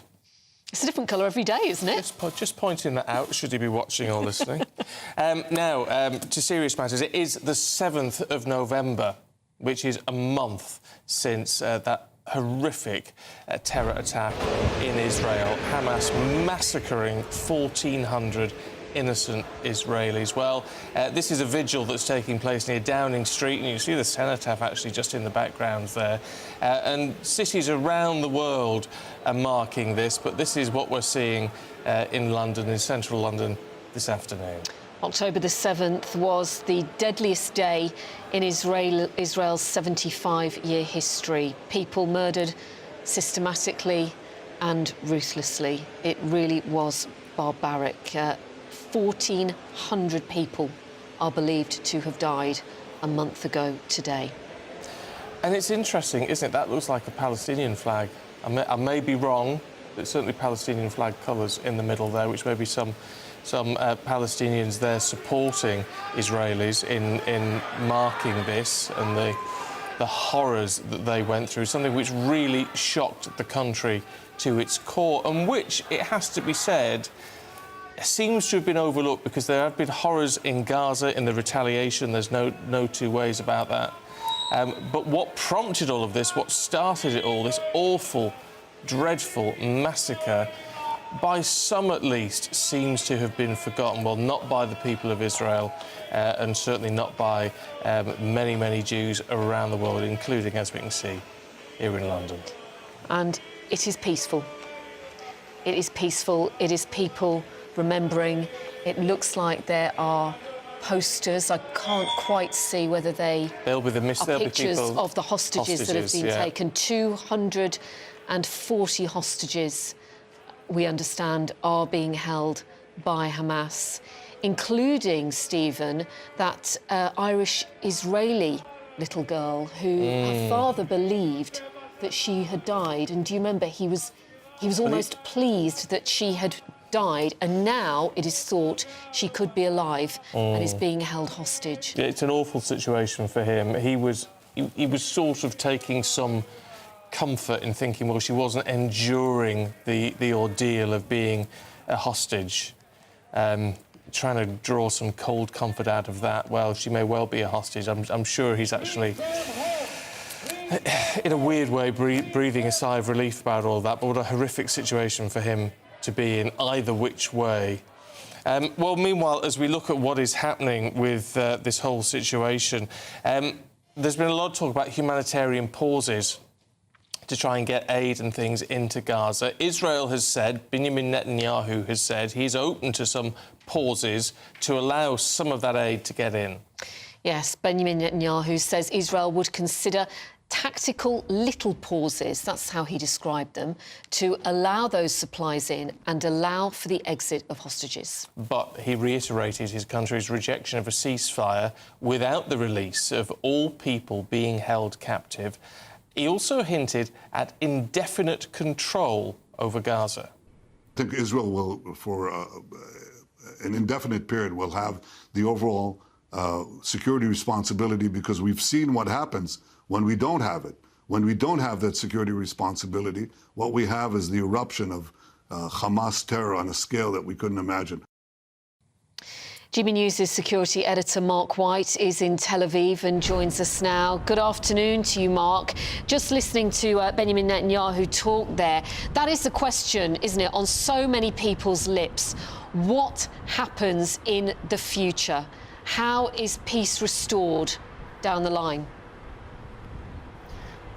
Well, Israel is focused first and foremost on getting rid of Hamas. That's going to be a long and bloody campaign to do that. But yes, it seems from what he's saying, he's talking effectively about reoccupying Gaza for at least the short term, medium term, maybe into the longer term until they can come up with a solution that is going to guarantee the safety of Israel. And you were talking there about these tactical humanitarian pauses. To an extent, Israel has been doing that the last few days. We want to show you some pictures from the Salah al-Din highway. This is the main highway from northern Gaza into southern Gaza, and today a few citizens took advantage of what are daily 4-hour pauses to allow people to head from the north down to the relative safety of the south. I say relative safety because there are still IDF operations in the south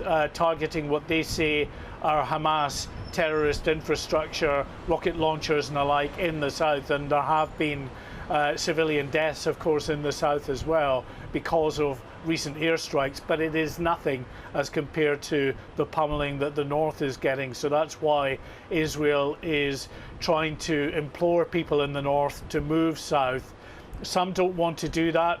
Others, according to the IDF, are being prevented from doing that by Hamas, and in fact they have said that on the Salah al-Din highway, as they've opened it for the last few days for 4 hours each day, they have come under regular fire from Hamas positions. So it's a very dangerous route for anyone to head south, but it's going to be, the Israelis say, less dangerous than staying where you are in northern Israel, because northern Gaza, I should say, because at the moment they have Gaza City encircled and they are going to push in, and that will be the biggest fight of all when that begins.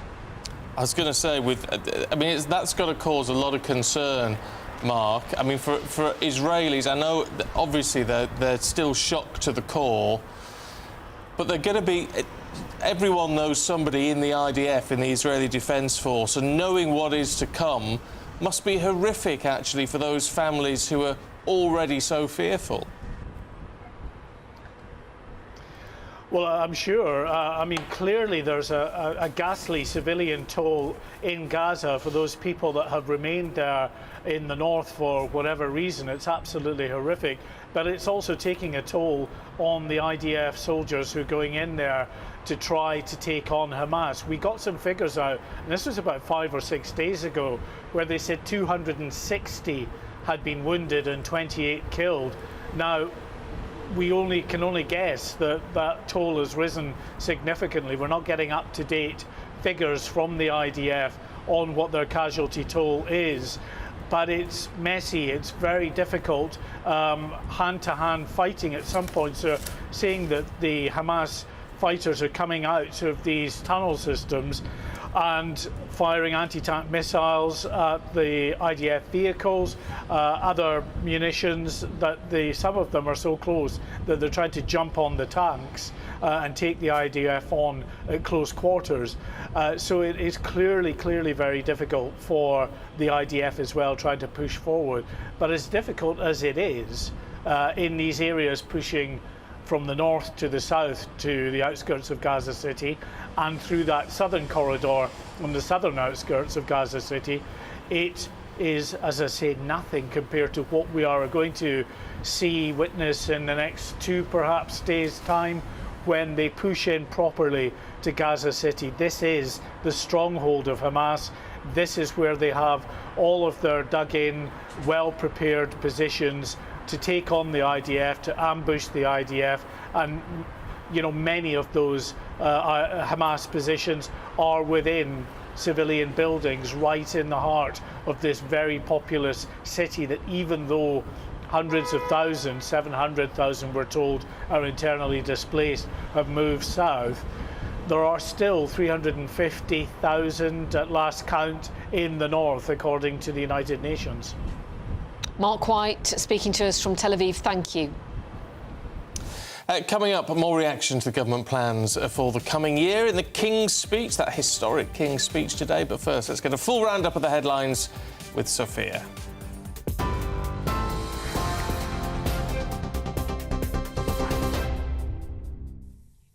It's 1:32. I'm Sophia Wensler in the GB newsroom. The King has outlined tougher sentences for the country's most serious offenders in his first King's speech in 70 years. His Majesty opened the speech with a tribute to his mother, the late Queen's legacy of service and devotion. King Charles set out legislation to mandate annual oil and gas licensing in the North Sea, insisting new fossil fuel sites will support the country's transition to net zero without adding undue burdens on households. Reading Rishi Sunak's agenda for the upcoming year, the King said the government will work to keep communities safe from crime. A bill will be brought forward to ensure tougher sentences for the most serious offenders and increase the confidence of victims. My ministers will introduce legislation to empower police forces and the criminal justice system to prevent new or complex crimes, such as digital-enabled crime and child sexual abuse, including grooming. Israel says it's open to a pause in Gaza fighting to allow for humanitarian aid. Benjamin Netanyahu says Israel would consider tactical little pauses to let aid in and allow for the exit of hostages. But the Israeli leader reiterated his country's rejection of a ceasefire without the release of all people being held captive in the Hamas-ruled Palestinian enclave. It comes as the United Nations chief says Gaza is becoming a graveyard for children. G7 foreign ministers are meeting in Japan today to discuss coming together in the face of the Gaza crisis. Grocery price inflation has fallen to single digits for the first time in 16 months. Kantar says it's the 8th consecutive decline in the rate of price rises since the figure peaked in March. However, consumers are only seeing year-on-year price falls in a limited number of categories, including butter, dried pasta and milk.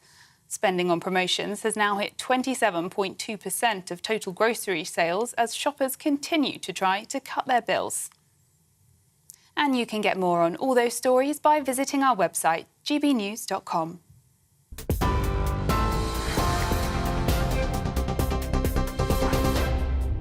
For a valuable legacy your family can own, gold coins will always shine bright. Rosalind Gold proudly sponsors the GB News Financial Report. And here's a quick snapshot of today's markets. The pound will buy you $1.2300 and 1.1516 euros. The price of gold is £1,591 and 99 pence per ounce. And the FTSE 100's at 7,413 points. Rosalind Gold proudly sponsors the GB News Financial Report.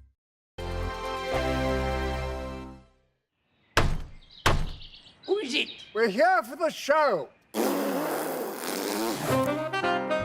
More energy this time! Welcome to the Dinosaur Hour. I was married to a therapist. And you survived? I thought we were getting Hugh Laurie. Second best. You interviewed Saddam Hussein. What's that like? I was terrified. I'm playing strip poker with you three. Oh! No, thank you. My CDs need to be put in alphabetical order. Are you going to be problematic again? The Dinosaur Hour. Sundays at 9 on GB News. What you get for breakfast is something that, if we do our jobs right, you will wake up to news that you didn't know the night before. It's a conversation. It's not just me and Eamon. We want to get to know you, and we want you to get to know us. From 6, it's Breakfast with Eamon and Isabel. Monday to Thursdays on GB News. Britain's news channel. People in Britain, they love free speech, but they also love fair play. I don't care if I'm speaking somebody from a trade union, from the Labour Party, somebody from the SNP. And I think the viewers like to see that actually we can challenge one another, but in a positive way. We think we ask the questions that people want to ask, and often we ask the questions that we wanted to ask in Parliament but never got the chance to ask. So join us every Saturday, 10 a.m. till noon on GB News, Britain's news channel. Nightmare commute. Kick it up a gear with me, Patrick Christys, at drive time, 3 till 6 p.m, Monday to Friday on GB News Radio. You can listen online and on DAB+, on the smart speaker app and on the GB News app. And if you've got an Alexa, all you have to say is, Alexa, play GB News. We're also on TuneIn and the Radio Player apps. From the school run to rush hour, get revved up with me, Patrick Christys, on GB News and GB News Radio. Tired of the usual focus-tested, pre-prepared Westminster runaround? Well, so am I. So you want higher taxes? Is your department to blame for this? Are you rethinking this policy? Every Sunday at 9:30, I'll be sitting down with those in power to get the truth about the issues affecting you. Let's be honest, we've known about the cost pressures of this project for years, not months. That's the Camilla Tominey Show, a politics show with personality. On GB News, the People's Channel, Britain's news channel. Now then, Lee Anderson here. Join me on GB News on my show, The Real World, every Friday at 7 p.m. I'm not eating bloody cat. Are you Delicious. mental? Open your mouth. OK, here comes a train. Reminds me of the scene in Singing in the Rain. Adam, is that a good one? Whoa! Join me at 7 on GB News, Britain's news channel. When the news happens, it happens here. And really important breaking news. Breaking news this morning. On TV, radio and online, the news starts here on Britain's Newsroom. All the biggest stories and the answers that you need from across the UK and beyond. Join Britain's Newsroom from 9:30 on GB News. The People's Channel, Britain's news channel. GB News, unlike other broadcasters, isn't obsessed with the London-Westminster bubble. We think there's a nation beyond the M25, and that's why we talk about the issues that matter across the land. Join me on State of the Nation, 8 to 9 o'clock, Monday to Thursday, on GB News. Daisy's listening, and you should too.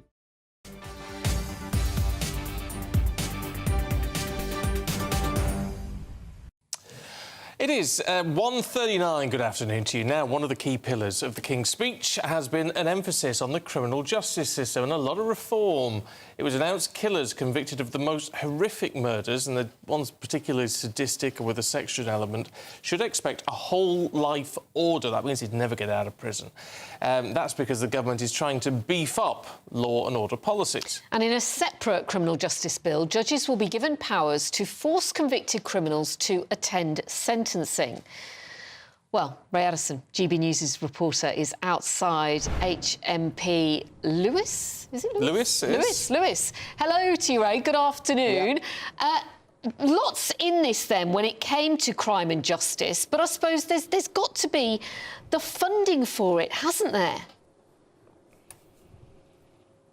Yeah, absolutely, and actually it takes me to one of the key points. Obviously, this prison HMP Lewis houses around 645 men. It's a Category B prison, and these people have been convicted of violent offences. There could be drug offences, there could have been rapes and so on and so forth. And the prison was inspected earlier on this year, and they described squalid conditions, concerns over the rates of violence within the prison, staffing levels, the care of vulnerable prisoners was highlighted. There was a lot of self-harm going on. And Charlie Taylor, the Chief Inspector of Prisons, said in his report that the prison cannot provide decent accommodation or activities to, and this is the key part, to reduce the risk of reoffending. And he said should ideally no longer be used. And so some people might argue it's all very well and good to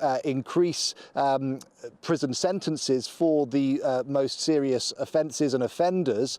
However, once they're in that prison, what kind of conditions are they going to be living in? And is there any chance that they could be rehabilitated? Because we must remind ourselves it's only the most serious offences where they're going to get those whole life orders. And so there's a lot of people that are going to be going into these prisons, spending even longer than they were before, but eventually getting out and having no real option of having been rehabilitated. And obviously what happens then, well, presumably they will go back to a life of crime.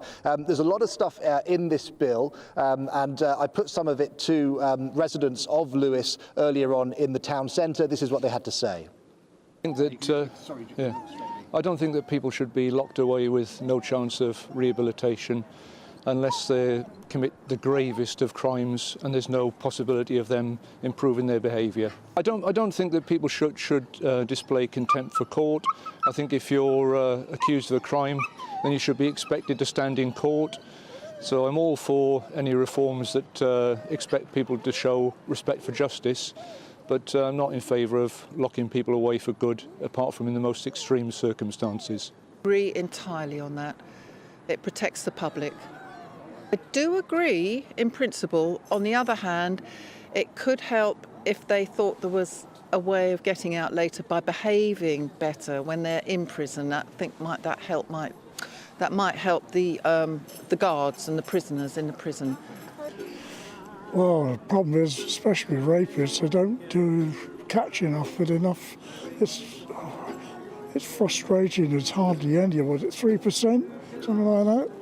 Actually go to prison, rapists. I know it's difficult for the ladies about they take their phones away and then start looking through it, but. Well, a man came up to me earlier on this morning outside HMP Lewis. He lives about 100 metres from the prison, and he explained how he'd had all his tools stolen, about £1.5 grand worth of tools from the back of his van, contacted the police, got a letter 3 days later saying we don't have time to investigate it. And also, as I arrived in the town centre, somebody had just put fireworks into the men's toilets and blown up some of the toilets facilities in the cubicle there, and so they had to shut down all the toilets. So it's these kinds of sort of crimes, that the robberies and the petty crimes that just blight people's lives. And whilst there will be a lot of positivity about maybe people getting longer sentences for those serious crimes, it's the little things that affect people's day-to-day lives. OK, Ray Addison, thank you very much for that. Well, there was a lot in the King's speech, of course. All of the crime stuff, also changes to oil and gas licensing in the North Sea. Might have been a little uncomfortable for the King to read out, but he did it anyway, of course. The government hopes that awarding licences annually will enhance the UK's energy security and draw a political dividing line with Labour. Well, Shadow Leader of the House of Commons, Lucy Powell, joins us now. Very good to see you this afternoon. Does this draw a big dividing line between you and the government on this particular issue? Well, look, I mean, a bit like this entire King's speech, really, which is frankly quite thin and feels like it's all been a bit of a last-minute, sort of made it up on the back of an envelope job. This particular proposal for licensing North Sea gas and oil, it is a political stunt, really, because it's not even needed in its own terms. We have regular licensing rounds already in this country. But actually, as the Energy Secretary herself said yesterday when she was doing media on it, it will do nothing to reduce people's bills, and it won't do anything to increase our energy security either. The only way that we will be able to reduce people's bills and get energy security and energy independence is by going further and faster on renewables, which are now far, far, far cheaper than gas. And even if we extracted more gas from the North Sea, the price is set internationally, so it will still cost the same. So that's why it won't be doing anything to lower people's bills. So I'm sure that many of your viewers will wonder why on earth the government's bothering, other than, as you say, to try and create a political stunt. Lucy, let's just talk about law and order for a moment, because this is another dividing line that Rishi Sunak hopes now exists between Tories and Labour. And there's this question about whether life will mean life for the worst murderers, rapists, serious sexual offenders. Now, Rishi Sunak has a point there, doesn't he? Because I'm not sure that Sir Keir Starmer has ever endorsed life sentences for murder convictions.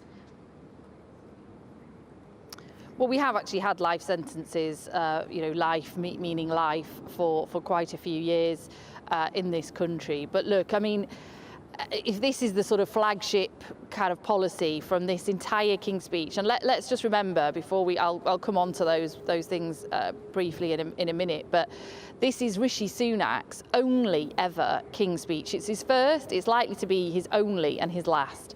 And if I was Prime Minister for even one day, I'd have a long list of things that I would want to change, this country needs to change, and that he's just come up with thin gruel of issues really is quite pathetic. And look, if he wants to have a big argument with Labour on crime and sentencing, I say let's bring it on, because their record on crime over the last 13 years has been absolutely woeful. 90% of crimes have gone unsolved, and of those, the vast majority, as you've just been hearing on your programme, don't even get looked into. So it's all very well saying that you're going to bring in these tougher measures, but if you haven't got the criminal justice system, if you haven't got the police to investigate, you haven't got the court's capacity to bring people to justice, and you haven't got the prison places to actually keep people locked up for longer, then frankly it's all pretty meaningless. Well, it's interesting you say that. Is there a point then? Because these are serious crimes. We're talking about murders with particular sadistic elements to them, or we're talking about, in some cases, this is, rape issues that have been brought up in all of this. Of course, these are important and they need to be looked at. But are you saying for most people, actually, it is the smaller crimes, it's the every day-to-day issues that people face that need to be the priority? Well, yes, and this government has said in the past, it said that it would be doing more to look at everyday crimes. And actually, I know that in Greater Manchester, where I represent, the new Chief Constable there, under the leadership of Andy Burnham, the Police and Crime Commissioner and Metro Mayor, they are now have changed the whole way they're policing so that every crime gets looked at. Every crime is getting looked at. And I mean, how bizarre that that's even a thing. That we'd be here talking about whether crimes should be even investigated. And I'm afraid that is the woeful record of this government. And yes, I think we would all agree that sentences should mean the sentence that they are given, and we want to see that happen. But as I say, just a couple of weeks ago in Parliament, we were asked to go with the government who wanted to free many other prisoners early, because frankly the prisons are full. So you're sort of robbing Peter to pay Paul here, and I just don't think the government have got the record on crime that is a strong point for them to make this the central piece of their next few months in Parliament. OK. Shadow Leader of the House of Commons, Lucy Powell, thank you so much for talking to us this afternoon. Love your thoughts on that this afternoon. GBviews at gbnews.com. The King's speech also laid out plans to introduce a law on smoking. Now, it would stop children who turn 14 this year and those younger from ever legally buying cigarettes or tobacco in England. It follows on from Rishi Sunak's announcement back at the Conservative Party conference, where he said that those born in 2009 or later would never be able to buy tobacco products. So it's a law that will increase the legal smoking age year on year. Let's talk to Phil Chamberlain, who's Deputy Director at the University of Bath's Tobacco Control Research Group. Good to see you. What do you make of this, Phil? Well, it's good to see. I think that it's a chance to be a really important step in terms of protecting future generations from being addicted to tobacco. So we're really interested to see this come through in Parliament. And I know there are other measures attached to it as well in terms of investment in smoking cessation services and tackling illicit tobacco as well. So one tool amongst many, but it could have a really, really big impact in terms of keeping future generations smoke-free. I suppose one of the questions, though, is how quickly this is going to be enacted. Is there time for it before the end of this current Parliament? Well, I mean, that's something you probably have to put to the legislators. And I suppose if I had a role in terms of ordering stuff, then I hope to be quite high up the priority list. I mean, it's worth thinking that smoking remains one of the leading causes of premature death and illness in the UK. It costs about £17 billion a year to treat, and the effects of smoking as well. So, and this relatively cheap measure in terms of the raising of the smoking age year on year actually can have a huge a societal impact. And so you would expect me to say it. I would think to push it up the agenda, because I think it's a good potential policy win in terms of public health in the UK. What about those people who say, look, it's infringing on our free choice? You know, it's too big brother. Yes, and I heard you did a Vox Pop earlier in Manchester, and you had people talking there, and there was a lady there who said about the right to smoke. And of course, for those aged 18 now, it doesn't infringe their rights; they can carry on. It's for those obviously who aren't legally able to buy it from 14, wouldn't be able to. So it doesn't infringe any current rights, and we probably need to be protecting the younger generation, because those are exactly who the tobacco companies need to target, because frankly they kill off many of the older smokers and need to replace them. So I think the right to protect young people from not being addicted to tobacco is really important, and one that we think should be enacted to have those sort of protections, the right to protect young people to be safe and lead healthy lives. Is it a little bit random, though, where you could end up in a situation where there's somebody of 40 who can smoke and somebody of 39 who can't? I mean, it's interesting to see as it develops. They've enacted the law in New Zealand, and they're about 12 months ahead of where the UK is, assuming that the UK brings it in a year or so. And it'll be interesting to see how that policy develops as well. And I think that's what the Parliament is there to legislate and draw up legislation that, of course, can be effective. And I think you'll see a sort of tapering off according to the models from the government, and the numbers of those being able to smoke. So the idea is that just sort of fewer people smoking anyway. You might get some of those anomalies, if you like, but I think the more important thing is to make sure to protect that generation. But also, I would suggest to protect what's going to happen in Parliament if it comes through, because the industry will do all it can to undermine the proposal. It will roll out arguments it's done previously, and it's really important, I think, that public health debate in Parliament and the legislation around it is protected, because this is an important issue. OK, Phil, good to see you. Thanks very much. No problem. Thanks for your time. Now, Shropshire Council is supporting a poppy appeal fundraiser organised by the Royal British Legion. Yeah, it's a one-day collection across the town with 120 military personnel from RAF Cosford, RAF Shawbury and the Rifles. Jack Carson is there for us. Hi, Jack. Yeah, good afternoon to you both. It's been a fantastic event here all morning, and it's still carrying on till later this afternoon as well. We've had 120 military personnel, as you mentioned, Stephen, from different RAF bases around the area, but also veterans as well, of course, talking not only to people, to educate people, of course, on the importance of the poppy appeal, but also raise those vital funds. Last year, £42.2 million was raised as part of the poppy appeal. That all goes, of course, into that big pot that the British Legion used to support veterans, to support people currently serving within the armed forces, with everything from, of course, different kind of support health-wise, but of course also those help in this time of cost of living with bills as well. There are over 2 million veterans in the UK. I was speaking to one of them, Mark Smith, who told me about why events like this are so important. I think it just gets through to the consciousness of the British people. We are here. There are veterans all over the place, and those veterans, a lot of them do need help, and obviously the Royal British Legion is great at doing that. But the public support that we get when we do events like this is absolutely phenomenal, and we do raise an absolute load of money to do those works that we are so desperately needed around the military community. And as one of those people who's had that help in the past, I can only say thank you to everybody who comes out and helps, and everybody who comes out and donates. It's absolutely brilliant.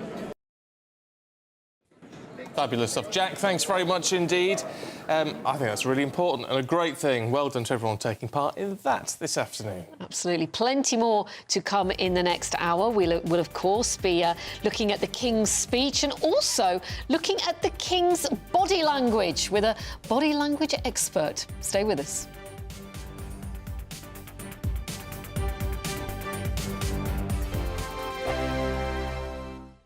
In a world of dull and predictable radio and TV shows.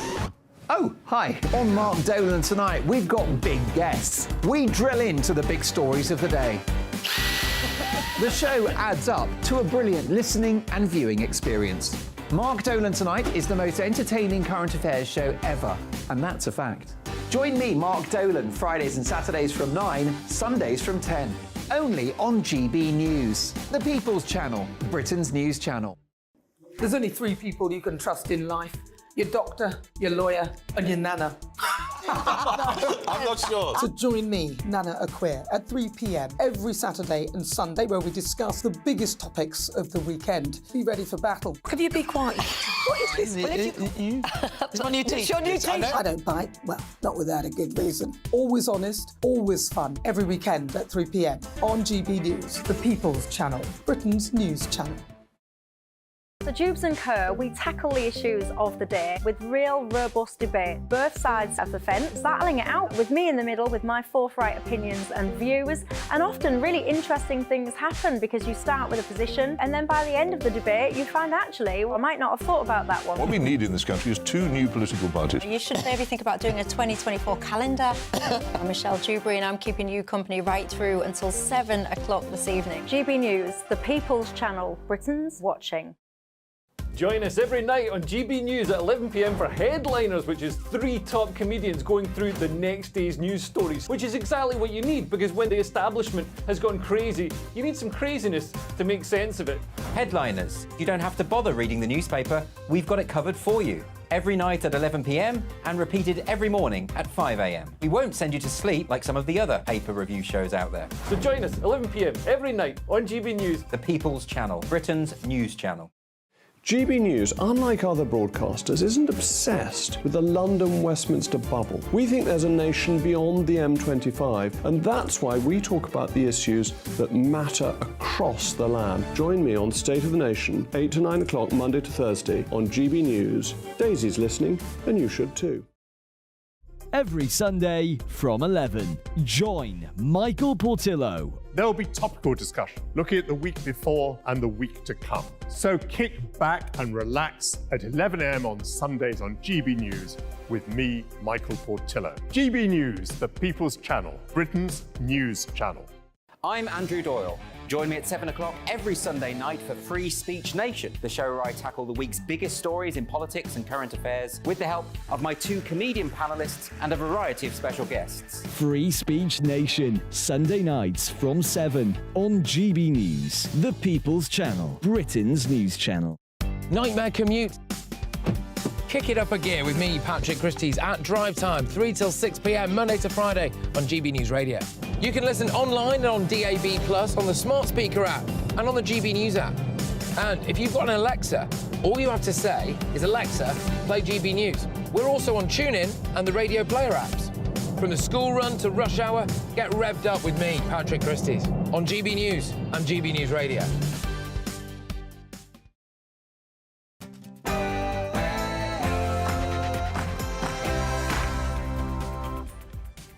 Good afternoon, it is 2 o'clock and you're with GB News Live with Pip Thompson and Stephen Dixon, coming up this lunchtime. Well, Charles III has delivered his first King's Speech, as monarch at least. He set out the government's plans for the coming year, marking the start of the Parliamentary year. Laws to prevent children smoking and tougher sentences for serious offenders are among Rishi Sunak's plans. The Prime Minister says it represents a vision of a better Britain, but Labour has criticised the plans as gimmicks, division and more of the same.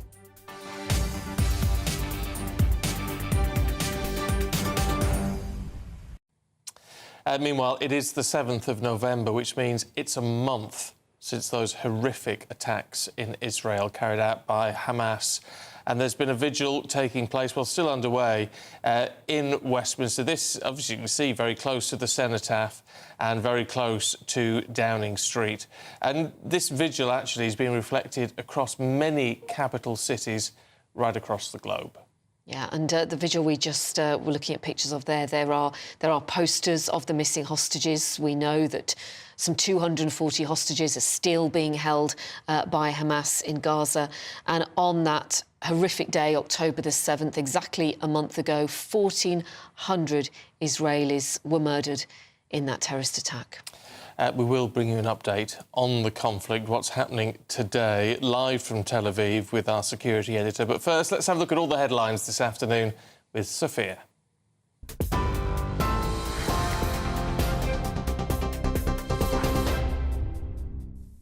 Good afternoon. It's 1 minute past 2. I'm Sophia Wensler in the GB newsroom. The King has outlined tougher sentences for the country's most serious offenders in his first King's Speech in 70 years. His Majesty opened the speech with a tribute to his mother, the late Queen's legacy of service and devotion. King Charles set out legislation to mandate annual oil and gas licensing in the North Sea, insisting new fossil fuel sites will support the country's transition to net zero without adding undue burdens on households. Reading Rishi Sunak's agenda for the upcoming year, the King said the government will work to keep communities safe from crime. A bill will be brought forward to ensure tougher sentences for the most serious offenders and increase the confidence of victims. My ministers will introduce legislation to empower police forces and the criminal justice system to prevent new or complex crimes, such as digital-enabled crime and child sexual abuse, including grooming. Our reporter Ray Addison is at HMP Lewis speaking with the locals about tougher sentences for offenders. If you're accused of a crime, then you should be expected to stand in court. So I'm all for any reforms that expect people to show respect for justice, but I'm not in favour of locking people away for good, apart from in the most extreme circumstances. We certainly have been far too lenient on them, far too lenient. We really need to give them tougher sentences, absolutely. It's to protect the public. Well, the problem is, especially rapists, they don't do catch enough with enough. It's frustrating. It's hardly any. Was it 3%? Something like that. The King also outlined a draft on new housing reforms. My ministers will bring forward a bill to reform the housing market by making it cheaper and easier for leaseholders to purchase their freehold and tackling the exploitation of millions of homeowners through punitive service charges. Renters will benefit from stronger security of tenure and better value, while landlords will benefit from reforms to provide certainty that they can regain their properties when needed. Israel Defense Forces has released footage of the destruction of a tunnel in Gaza, which they say was a Hamas structure. Israel says its forces have surrounded Gaza City, home to around a third of the enclave's 2.3 million people. They say they are poised to attack it soon in their campaign to destroy Hamas. Meanwhile, video has been released of Palestinians holding white flags walking south in Gaza City. The Israeli military has said it allows them safe passage to move to safety. Today marks a month since the Hamas terror attack in Israel on October 7th. Hundreds of people have gathered outside Downing Street as London joins major cities around the world, hosting a memorial vigil for those who have lost their lives in the conflict. Grocery price inflation has fallen for single digits for the first time in 16 months. Kantar says it's the 8th consecutive decline in the rate of price rises since the figure peaked in March. However, consumers are only seeing year-on-year price falls in a limited number of categories, including butter, dried pasta and milk. Spending on promotions has now hit 27.2% of total grocery sales as shoppers continue to try to cut their bills. Captain Sir Tom Moore's daughter has lost an appeal against the demolition of an unauthorised spa at her home. Hannah Ingram Moore and her husband had appealed against the demolition order by Central Bedfordshire Council. They used the Captain Tom Foundation name on the first proposal, with revised plans then turned down. The organisation, which was founded in June 2020 in honour of Sir Tom, is currently being investigated by the Charity Commission. This is GB News across the UK, on TV, in your car, on your digital radio and on your smart speaker by saying, play GB News. Now it's back to Pip and Stephen.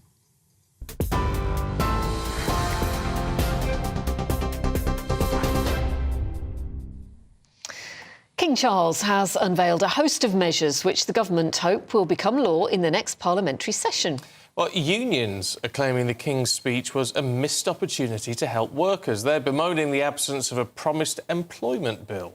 Well, very shortly, MPs will begin debating the contents of the speech, which Labour has already described as a pretty pathetic programme of tinkering.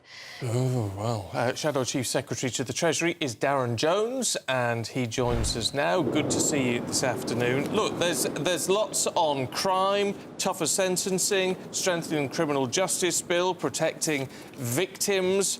reducing tobacco use amongst the young, digital markets, leasehold reform. What's wrong with all of this stuff? It's pretty punchy, isn't it? I wouldn't call it punchy. And on digital markets and leasehold reform, these are two issues that the government ran out of time to finish in the last session and have carried over to the new session. And I think if you were to ask the public when they face the country and see the scale of the challenges that we face, does this King's speech really match the scale of that challenge in the way that we want to change and transform the country? They would say no. The thing is, though, Darren, is that obviously I expect you to say that there's nothing in that you were particularly impressed with, and there were no surprises at all, and it was full of gimmicks, etc., etc.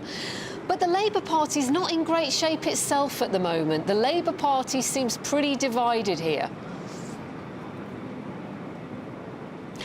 I couldn't disagree more. The Labour Party is united, working hard in a huge number of seats across the country to persuade people that they can trust us to run the country again. And if you look at the polling nationally, the Labour Party is consistently ahead of the Conservatives. We are focused on securing those votes, winning those votes across the country, and preparing for government in the hope that we can put forward our programme for a decade of renewal to fix the problems of the last 13 years.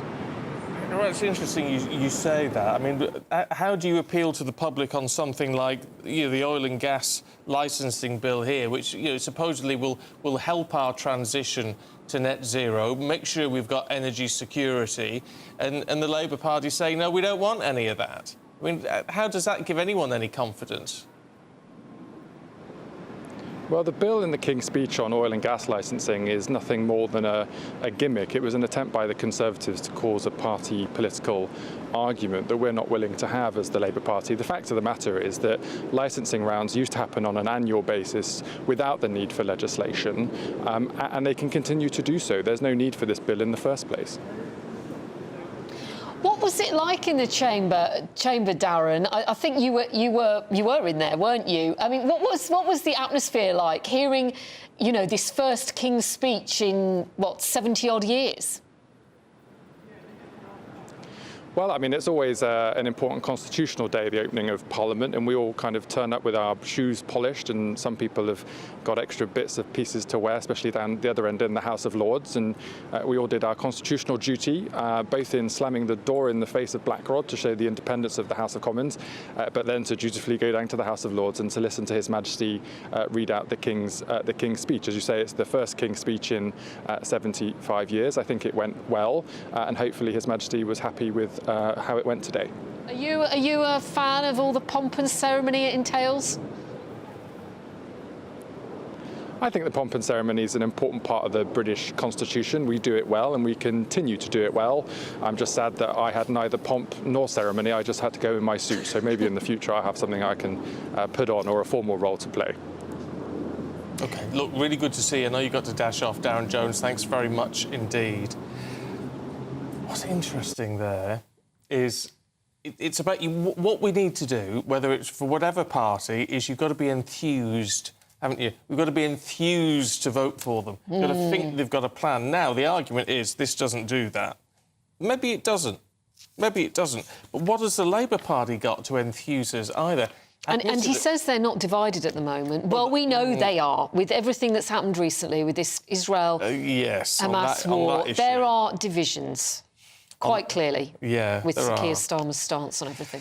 So I don't know. It's a difficult one. I'd love to know what you make of it all.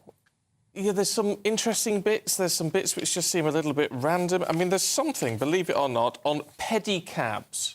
Pedicab licensing bill. Not pedicures, pedicabs. Pedicabs, which are those, like, what would you call them? Well, a pedicab. But, those bicycle things. You get them in London. I don't know if you get them anywhere else. You probably do. But, regulation of fares and cutting down on noise nuisance if you want to be pedalled around in Soho or something by someone in like a rickshaw sort of thing, basically. Do we need a law on that? I mean, I don't know. And if you live in Blackburn, do you care? No, I've never been in one. Never will do, neither. They look like a death trap. So maybe that's the point. Maybe that's the point. Well, joining us now from Buckingham Palace is GB News' royal correspondent Cameron Walker. Good afternoon, Cameron. I bet you've been in a pedicab. Not in this country, I hasten to add, but the king got a slightly better upgrade than a pedicab. He got a carriage, so, I mean, that's great, right? Yeah, Diamond Jubilee State carriage. It's got air conditioning, which I don't think those pedicabs have. It's got suspension, which I'm sure they certainly don't have. But of course, there's a serious side to this, and it is really the king's role in the Constitution. It's the first time that he has delivered his speech and opened a parliamentary session as sovereign. He deputised on behalf of his mother last year because she was too ill to do it herself. But this is the first time he's done so, and it was particularly poignant at the start of his speech because he mentioned the Queen Elizabeth II's legacy of service and devotion to Britain, and of course the fact that she was his beloved mother. And it was pomp and pageantry in action. 1,400 armed service personnel took part in today's procession. It was the biggest, it was on the biggest scale since coronavirus pandemic, actually. It was full scale for the first time since then. 124 horses, as I mentioned, the King and Queen travelled in a Diamond Jubilee State coach to the Palace of Westminster. Behind them, in another carriage, was Princess Anne, the Princess Royal. She's Colonel of the Blues and Royals, and took up her role again as Gold Stick in Waiting, a ceremonial role as the King's personal bodyguard. She took that role up during the King's coronation in May, and she rode a horse that time. This time she was in the carriage. We're unsure why. When the King and Queen arrived at the Palace of Westminster, the Queen was wearing her coronation dress, and they went into the robing room where the King and Queen donned their robes of state, and the King put on the imperial state crown. Very heavy, over a kilogram. The Queen Elizabeth II once said you'd break your neck if you tried to look down at the speech as you were wearing it, so the speech went up to him, as you saw.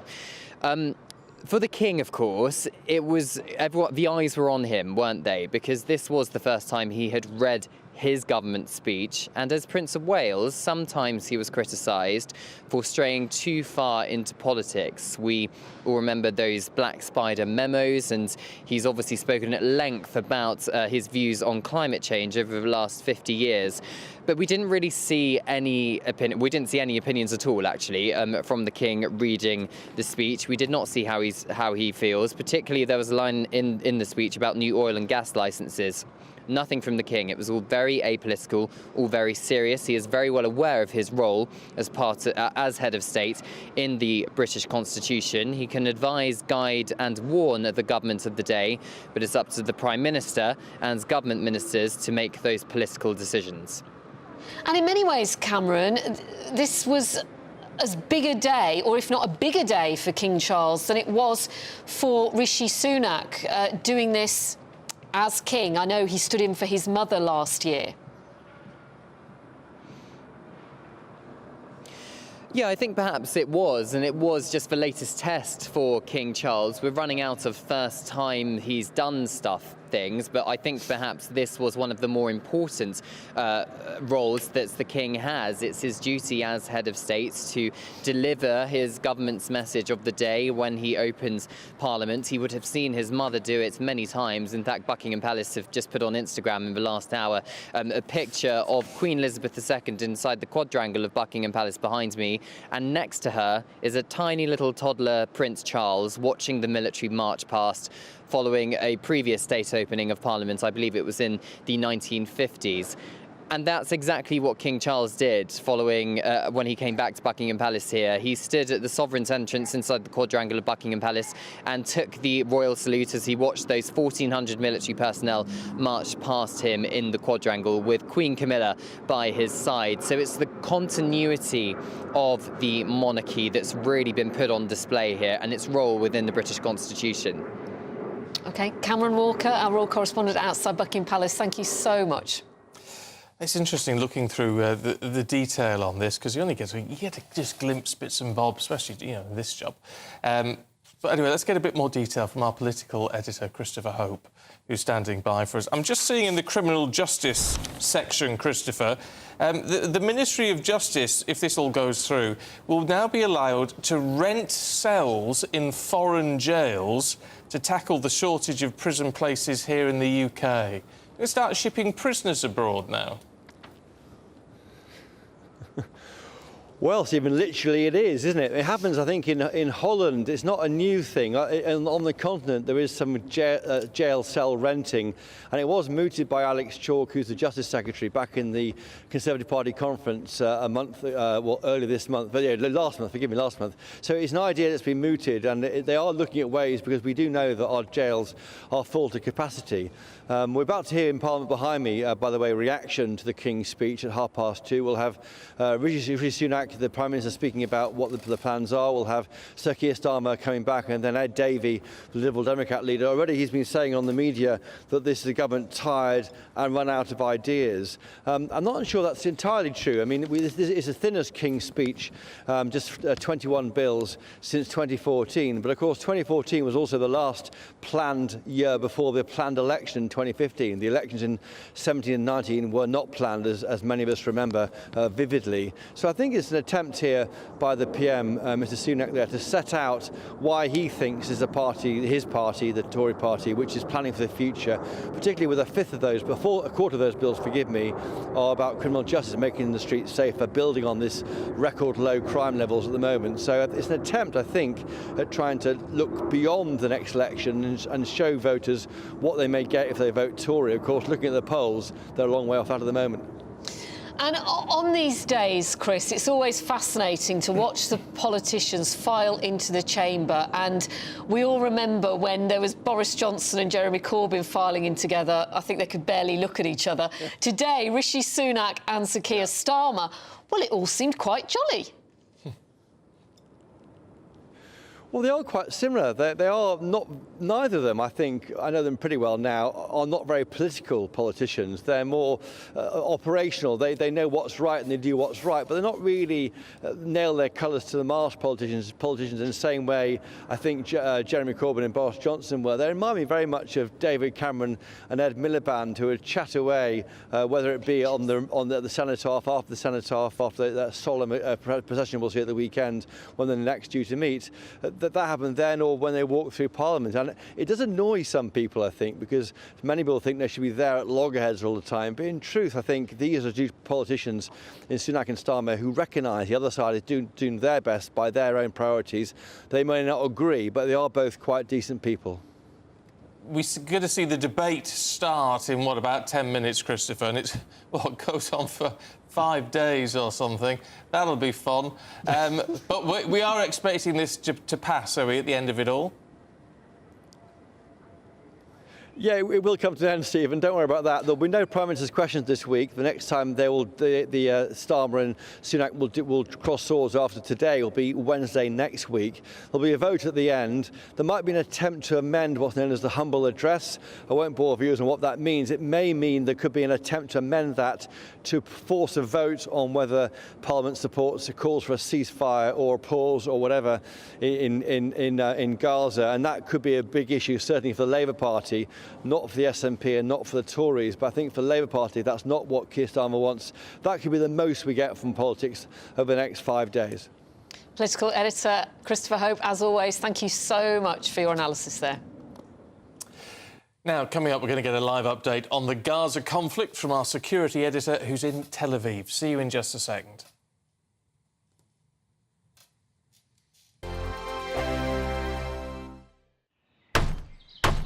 Who is it? We're here for the show.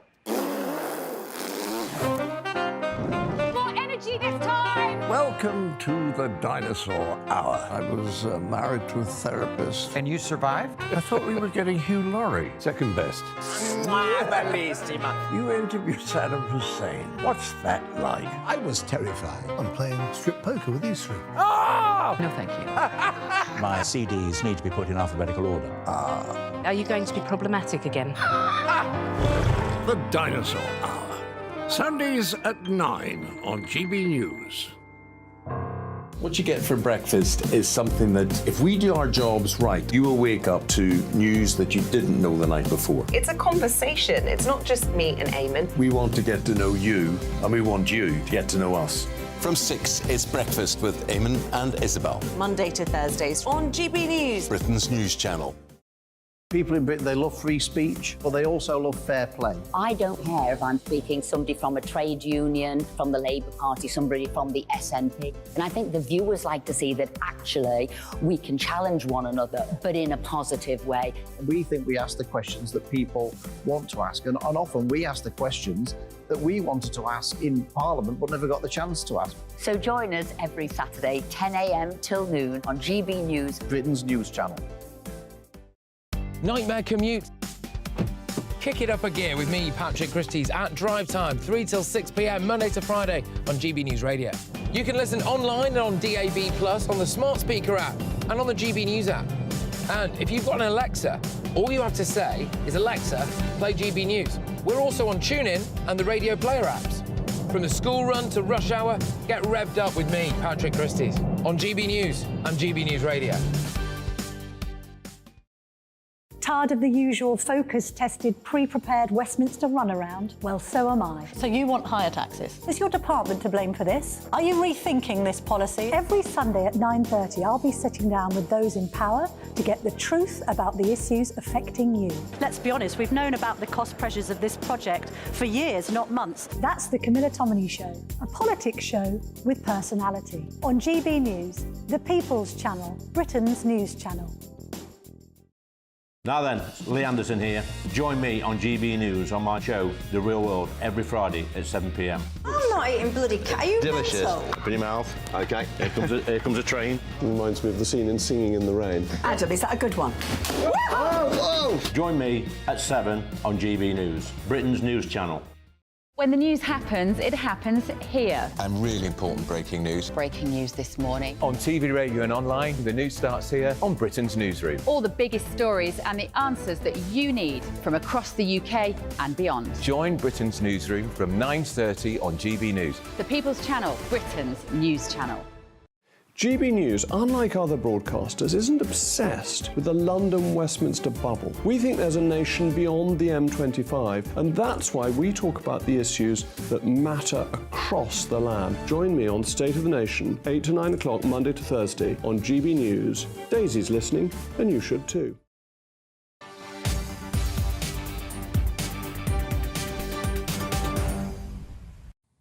Welcome back. Just bring you a little bit of news that the Deputy Prime Minister is to chair a meeting of the Cobra Emergency Committee to consider the impact of the Israel-Hamas conflict here in the UK. It is a month now, exactly a month today, since that terrorist attack by Hamas, which killed 1,400 Israelis.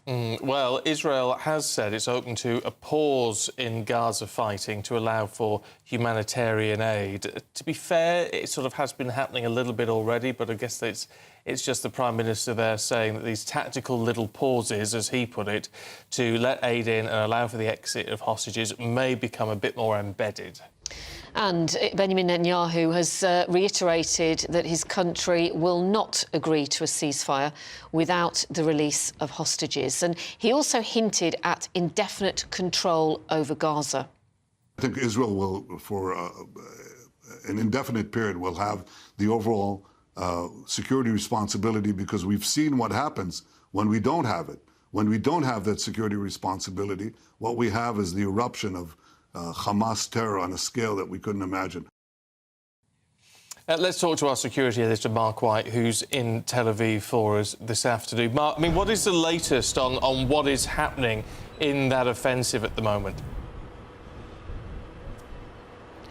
Well, the offensive is continuing apace. The Israeli Defence Forces say that they've actually made quite good progress in that they are now encircling Gaza City. It has been tough fighting, though, to get from the north to the area around Gaza City, and actually that area further back to the north end of Gaza is not clear of Hamas terrorists. There are still those that are popping up from these tunnel systems and hijacking and trying to ambush the IDF as those troops push forward. So still quite a bit of fighting. It has been messy and bloody. With 5-6 days ago, we were told 260 IDF troops wounded and another 28 killed. They haven't given us any updates since then, though, but we can only imagine that given the fighting has been so heavy that there will be other injuries and deaths to report at some point. Now, that operation to take Gaza City, we don't know when it's going to start. Some indications it could be within the next 48 hours, but when they do go in, it's going to be the most difficult operation of all, because Hamas is very well dug in to this main centre of population on the Gaza Strip. It is normally home to about 1.2 million people. Well, the bulk of those individuals have left Gaza City, but there's still, according to the United Nations, about 350,000 there. And to that end, the Israelis are trying to persuade those that are still in Gaza City to move out as a matter of urgency. And to get to your point earlier in the introduction about these tactical humanitarian pauses, they're doing that to an extent on the Salah al-Din highway, which is the main road from northern Gaza down to the south. 4 hours a day. The Israeli forces are there, and they're trying to keep the people safe that are coming down. They're walking, some vehicles, but most people are just walking south in that 4-hour window. They have been coming under regular attacks, according to the IDF from Hamas, but they're continuing with this operation to try to get as many people just to get out of Gaza City as possible before that inevitable push into the city centre. What's the latest humanitarian situation, Mark? Because international organisations are saying it is catastrophic. We had the UN Secretary General saying Gaza is becoming a graveyard for children. And now Palestinian health authorities, which we know are controlled by Hamas, so we can't verify this figure, but they say the death toll is now over 10,000 people dead, including so many thousands of children. Yeah, as you say, there's no way we can verify Hamas's figures. Both the US, Israel and some other allies have said that Hamas are prone to vast exaggerations.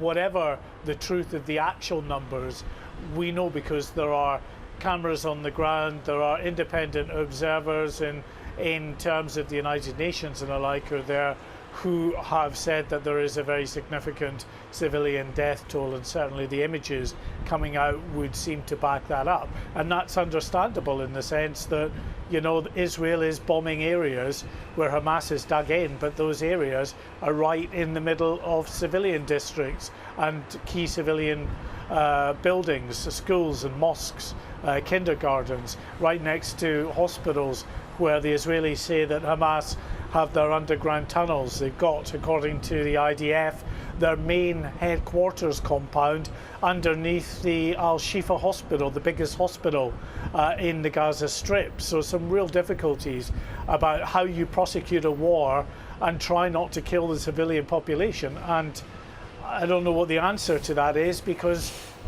you know, on that, you know, if you take it at that level, try not to kill the civilian population, they're clearly failing in that endeavour. But Israel says that their main priority is to take Hamas out of the picture, to stop the threat to Israel, which continues even today with rocket attacks coming out of the Gaza Strip towards Israeli communities. And I think that's more, as we speak, actually more in the way of rocket attacks that are coming in on our app. So where is that, Ben? Yeah, so that's actually northern. We're being told now rocket attacks going into the Golan Heights in northern Israel. Interestingly, there's been a real shift in just the last day and a half now, with more rocket attacks coming from the north, from southern Lebanon into northern Israel, than actually coming out of the Gaza Strip. And this is Hamas and also the Hezbollah fighters in southern Lebanon launching these rocket attacks into these northern Israeli communities. As I've been saying in recent days, a real concern about the potential for escalation in the northern corridor as well. But the latest is another rocket attack into communities around the Golan Heights. Okay, Mark, for now, thanks very much indeed. I mean, and the concern is, with all those calling for a ceasefire, of course, and a lot of people are, including people from the UN, is that it just allows Hamas to regroup, to rearm. And that's the very real concern. It's very, very difficult to understand how you move forward from this in a way that continues or starts to protect civilians in a more robust way. It's impossible. Impossible situation. Let's take you to the House of Commons, where Lindsay Hoyle is on his feet. They are going to be debating MPs for the next few hours till about 10 o'clock tonight. The King's speech. Let's listen in. Members must also be mindful of the impact of what we say, not only on other members, but those who follow our proceedings. And members should be heard courteously, whatever their views. I draw the House's attention to the guidance on rules of behaviour and courtesies in the House of Commons. A new version for this session is now available, clarifying these areas. Criticism of members. In this place, we are on-rule members, and the language we use about each other should reflect that. If a member falls short of the standards expected of us all, there are ways of dealing with that, but not by accusations made by sideswipes during questions or debates. If we fail to treat each other with the respect in debate, that diminishes our work, but it also risks raising the temperatures of discussions outside this place, particularly on social media, which already too often descend into online abuse against honourable members. Confidentially, of the Speaker's correspondence with members. And I've got to say to members, please, it's so important that honourable members are able to raise matters with me freely. And for that reason, I keep such correspondence confidential. This includes applications for urgent questions. I remind members it is equally important that my responses, particularly on matters of privilege, are treated with the same respect. And I just hope that certain members are listening to that. Speaking in the Chamber, I also wish to give some advice about seeking to speak within the Chamber. The Deputy Speakers and I take into account the number of factors when determining a number of which we call, during business, that it is not balloted. And one factor we consider carefully is how often members speak. In other words, if you spoke much more than a colleague, then other things may be equal, that colleague is more likely to be called, or certainly more likely to be called earlier, especially in the next debate for which you both apply. I know, and I do stress this. Oh, don't worry, I'm coming to him.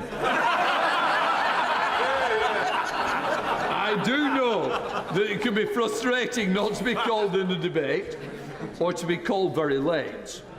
And that frustration may continue. But to put it on Twitter is not a good way that it would be called early. Because can I just say, by doing that, my response is that I can't take you early because you've already told the world that you've not been taken. So think carefully before you use Twitter as an example to try and intimidate the Speaker.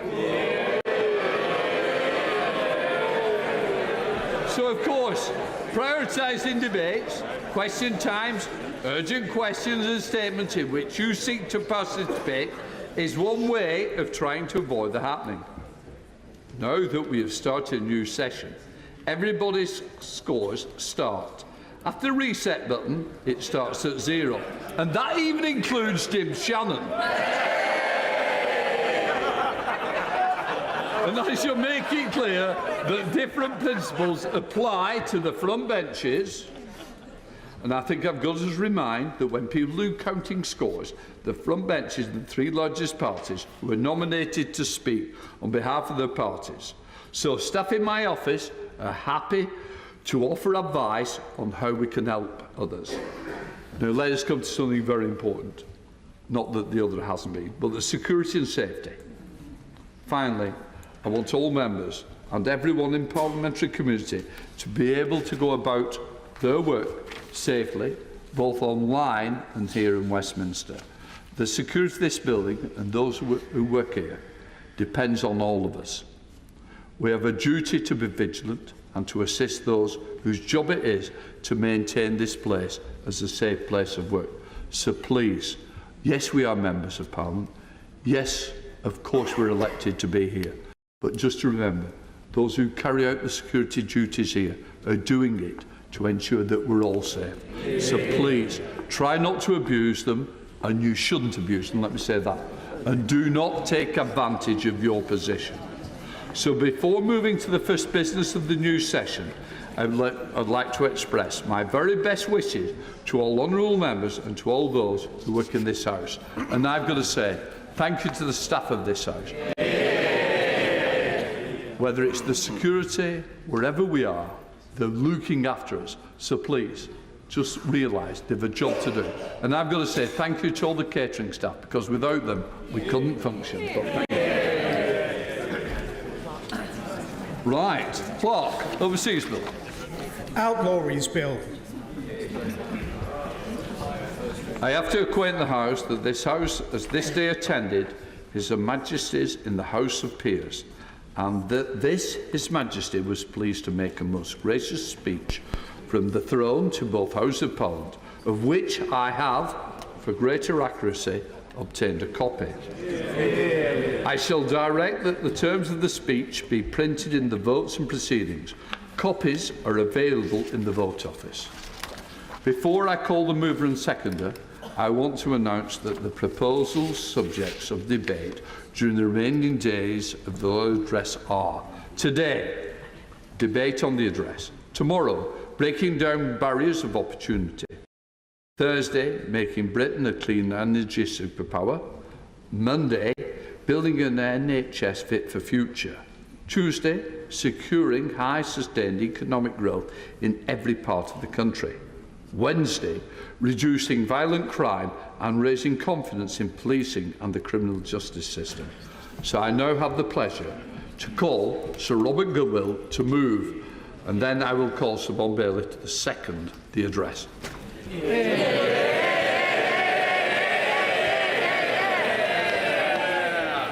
Thank you, Mr. Speaker, and good afternoon. I beg to move that an humble address be presented to His Majesty as follows. Most gracious Sovereign, we, Your Majesty's most dutiful and loyal subjects, the Commons of the United Kingdom of Great Britain and Northern Ireland in Parliament assembled, beg leave to offer our humble thanks to Your Majesty for the gracious speech which Your Majesty has addressed to both Houses of Parliament. It is a great honour to move the humble address. This is the first time that King Charles has opened the session as monarch. So today's pomp and ceremony is tinged with sadness as we remember the late Queen with affection and gratitude for 70 years of service to our kingdom and Commonwealth. We look forward to another significant reign as the baton has passed to the next generation. So, Mr. Speaker, it's finally come to this.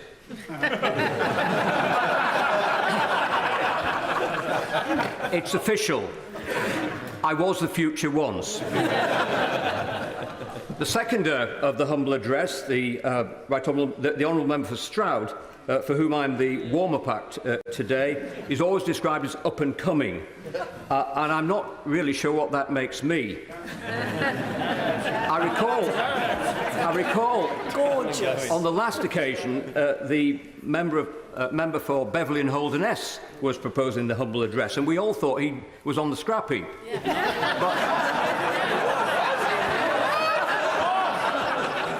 But less than 2 months later, he was back on the front bench attending Cabinet, so you never know. Although Chief Whip has assured me there's no danger of that happening to me. Now, Scarborough and Whitby has got to be the best constituency in the country. It has, of course, Mr. Speaker, a head start by being in Yorkshire.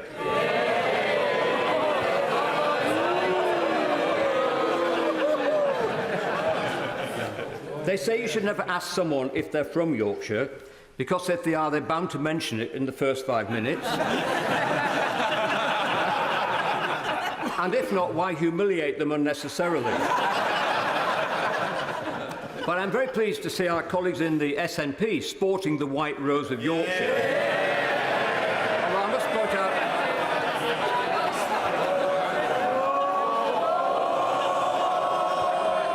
Although I must point out, Yorkshire Day is the 1st of August. Not for the first time they've got things wrong.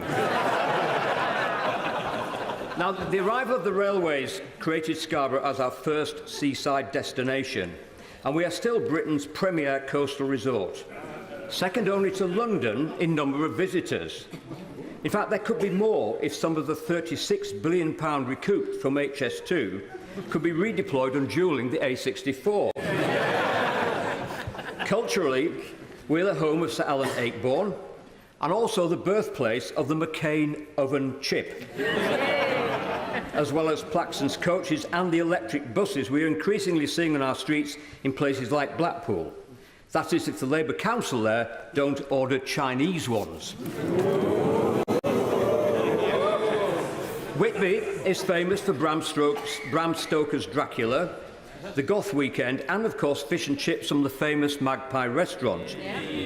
Not the only place you can get good fish and chips in Whitby, I hasten to add. Before mass tourism, the area was dotted with ironstone, alum and jet mines. Fast forward a century or two, and we're now the biggest mining area in the country, with Anglo-American investing £1 million every single day, employing around 1,000 people developing the new polyhalite mine just outside Whitby, with its 23-mile connecting tunnel to Teesside, where Mayor Ben Houchen is delivering so much economic development. The North Yorkshire Moors National Park, made famous as the location of Aidensfield in ITV's Heartbeat police drama, is home to many important ground nesting birds on the heather moorland, sustained and managed in traditional ways by generations of farmers and keepers. Now, I don't know if you've noticed, Mr. Speaker, but we seem to be having a lot of by-elections at the moment.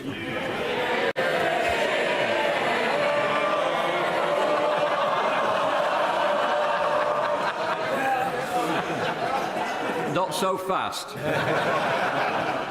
And it was a by-election in Rydale in 1986 that whetted my appetite for frontline politics. The seat was held with a thumping 16,000 Conservative majority, but fell to the Liberals, with a 19% swing giving Elizabeth Shields a 5,000 vote margin. Not for long. While the rest of the Liberal Party were going back to their constituencies to prepare for government,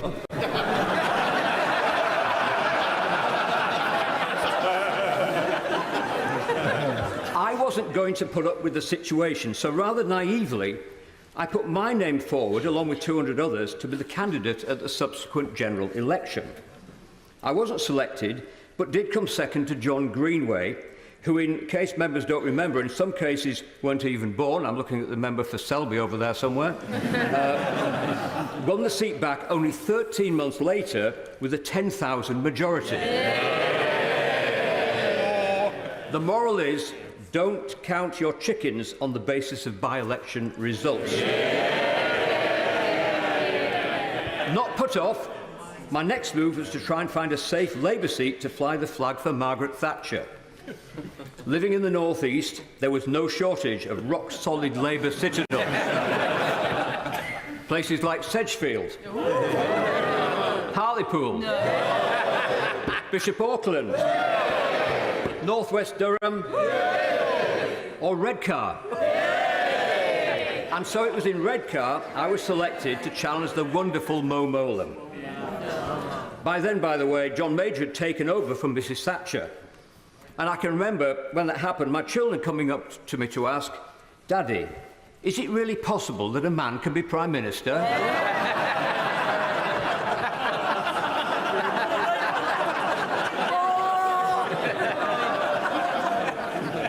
We have now had 3 women Conservative premiers, assuming the most recent one counts, of course.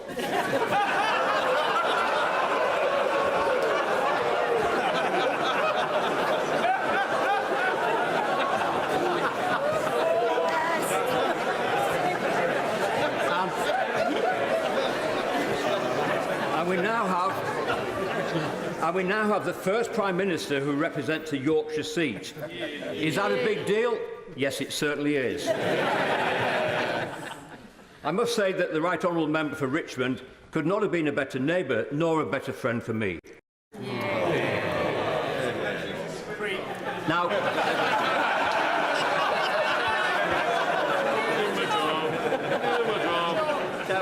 Labour were well ahead in the polls in the run-up to the 1992 election, and Mo actually had a car at the count with the engine running, ready to take her down to sit in Neil Kinnock's cabinet as Northern Ireland Secretary.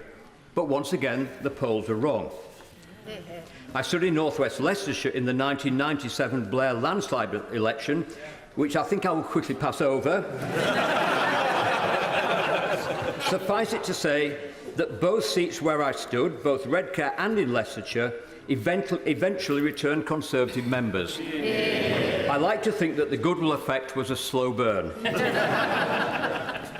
After what I will call a 5-year sabbatical in the European Parliament, I was selected for Scarborough and Whitby, a seat that had been consistently blue since 1918, but had been red in both 1997 and 2001. Even though the exit polls said I would lose, we managed to prevail on the 5th of May 2005, and I entered the House at last. I would put our victory down to one deciding factor. On the eve of poll, of all the places Tony Blair could have chosen for his big election rally, he chose Scarborough. Maybe the Leader of the Opposition could indulge me next time round and come to Scarborough on the eve of poll to see if he can replicate the Blair effect. Or better still, have a rally in Sheffield and go the full Kinnock.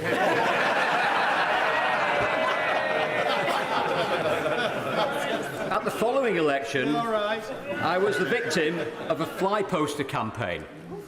All over town there were A4 photocopies asking the question, what is the difference between Robert Goodwill and a supermarket trolley? The local newspaper picked up on this and concluded that a supermarket trolley has a mind of its own.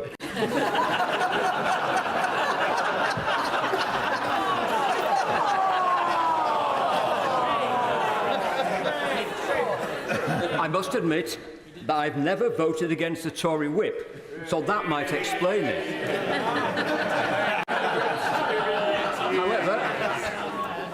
However, having been here a while, I can now reveal the real answer to the question.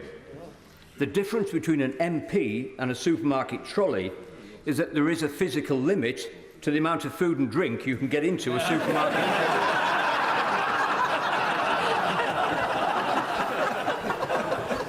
Now, I certainly welcome the bills that have been announced. In particular, I would like to see convicted criminals attend their sentencing. Life for some of the most severe crimes must mean life too. Fairness is part of what it means to be British, and we must ensure that the dynamic between freeholders and leaseholders is intrinsically fair, in the same way as we should show equal respect for landlords and tenants when they're doing the right thing. I was pleased to see the ban on live animal exports to slaughter will happen now we're outside the EU and have the freedom to do that. And those who were successful in the ballot for private members' bills will not be short of other suggestions, both from DEFRA and animal welfare organisations, to carry forward some important measures in that area, which I know is important to the government. The bill to tackle unlicensed and uninsured pedicabs, which can rip off unsuspecting tourists, is not before time. Now, today's focus is on the legislative agenda, but we can't ignore what is going on outside our borders. The butchery we saw from Hamas on October the 7th was evil beyond anything most of us could even imagine. And yes, BBC, these thugs are terrorists. If those atrocities had been on our soil and our people, then we would also have been expected to launch a robust response. Israel has that right too. Indeed, what else did Hamas expect would happen? The conflict in Ukraine may be off the front pages, but we must not waver in our support for the courageous Ukrainian people. Good government is not so much about how many laws you have and how many new laws you announce, but how you respond to changing and unexpected events like the pandemic. Hindsight is a wonderful thing, but the Prime Minister's furlough scheme and help for businesses were the right thing to do. The universal credit system was also robust in the face of unprecedented demand. With small boat crossings of the Channel down by more than a fifth year on year, we are making progress in curbing the organised criminal gangs engaged in this dangerous exploitative trade. Furthermore, if we can stand up the Rwanda scheme, it will be a game changer. Our help should be for those most in need, not those most able to pay. Finally, an absolute true story from the 2019 winter general election, and I heard your strictures about being truthful to the House. This has absolutely happened. One of the strongest Labour areas in my patch is a former council estate called Eastfield. We usually go there early in the campaign to get it out of the way. This time, it was different. People were actually crossing the street to shake my hand. They had voted for Brexit and wanted to get it done and were sick of being ignored.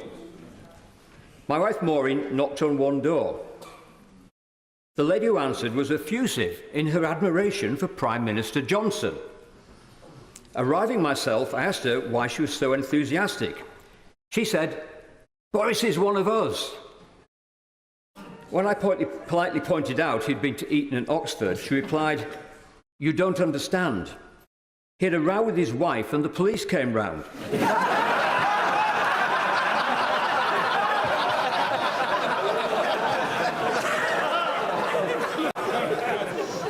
That's what happens on this street all the time. I commend the gracious speech to the House. Siobhan Bailey. Thank you, Mr. Speaker. It's an honour to second the Loyal Address, and I'm proud that the Stroud constituency is playing its part in history, given that this is the first state opening of His Majesty the King. The late Queen was an inspiration for everyone across this great nation and for members of this House. She reminded us that despite the melodrama of politics, we are all here to serve the public. The King is already following in his mother's footsteps and making us all proud.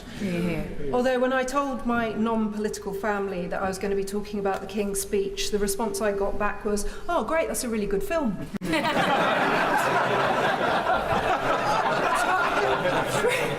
Talking about hard acts to follow, the Right Honourable Member for Scarborough and Whitby had been doing a fair few lols then. I know exactly the areas that he's talking about, and I think he's definitely landed that promotion with that speech in his final furlong. So we've got many connections which I'll touch on today, but his Scarborough FC is actually playing Stroud's Forest Green Rovers in the FA Cup next week. So we've got another rumble to come as well. Listen, I know the Right Honourable Member will be missed when he gets his pipe and slippers out to retire next year, but his lovely new grandchildren are going to be keeping him very busy. So I actually went to school in the Right Honourable Member's constituency, and if I could tell a younger me in Scarborough wearing Spice Girl platforms, Adidas tracky bottoms and a second-hand Umbro jumper, it was a very strong look, and I am very grateful that camera phones were not allowed. But if I could tell that young fashionista that I would have the privilege of representing the most beautiful constituency of Stroud, speaking ahead of the Prime Minister after being in the same room as the King and the Queen, I think the young me would have thought I'd have lost the plot. So what did the Conservative Party do for a free school meal kid who left home at 15 and did not go to uni? They gave her the seat at the most famous palace in the world, led by the son of a pharmacist, who is also leading the most diverse cabinet that we have ever known. And so the public service bit of this job motivates me, but it's not what hits the headlines. I am often asked, how do you survive with everybody backstabbing, doing their own thing and out to get each other? And I just smile and say, I don't hang around with the Labour Party.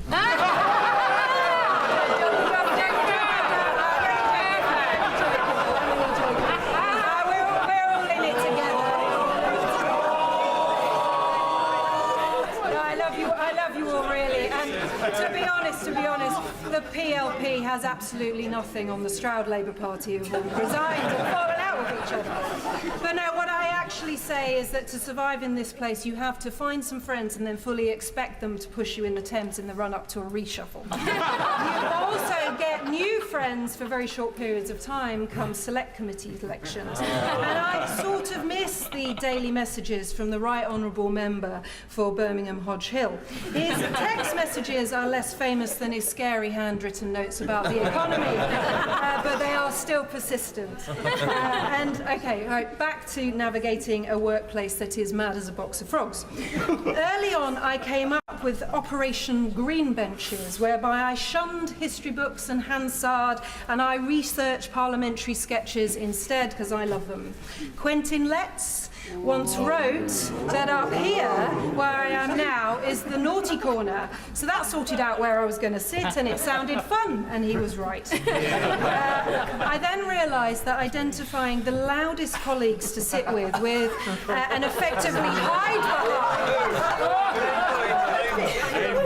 could be absolutely crucial to avoiding the wrath of the Speaker. The Right Honourable Member for Elmet and Rothwell seemed to fit this bill. He was described as being expansively waistcoated and having lungs like bagpipes, which is perfect. And he's not in his place, he's watching at home in the telly box, but no doubt is wearing a waistcoat. The Honourable Member for North Dorset and the Right Honourable Member for South Swindon are often depicted as noisy and boisterous, and those two appear to come free with bagpipe lungs in a creative bog-off-style deal that probably should be banned. But, Mr. Speaker, this strategy has served me well, and it's given me a slightly dysfunctional but always hilarious and caring chamber family who I love dearly. The other 5 Gloucestershire MPs are also guiding lights, not least the Right Honourable Member for the Forest of Dean, who taught me that consistent rebelling does not hinder one's career.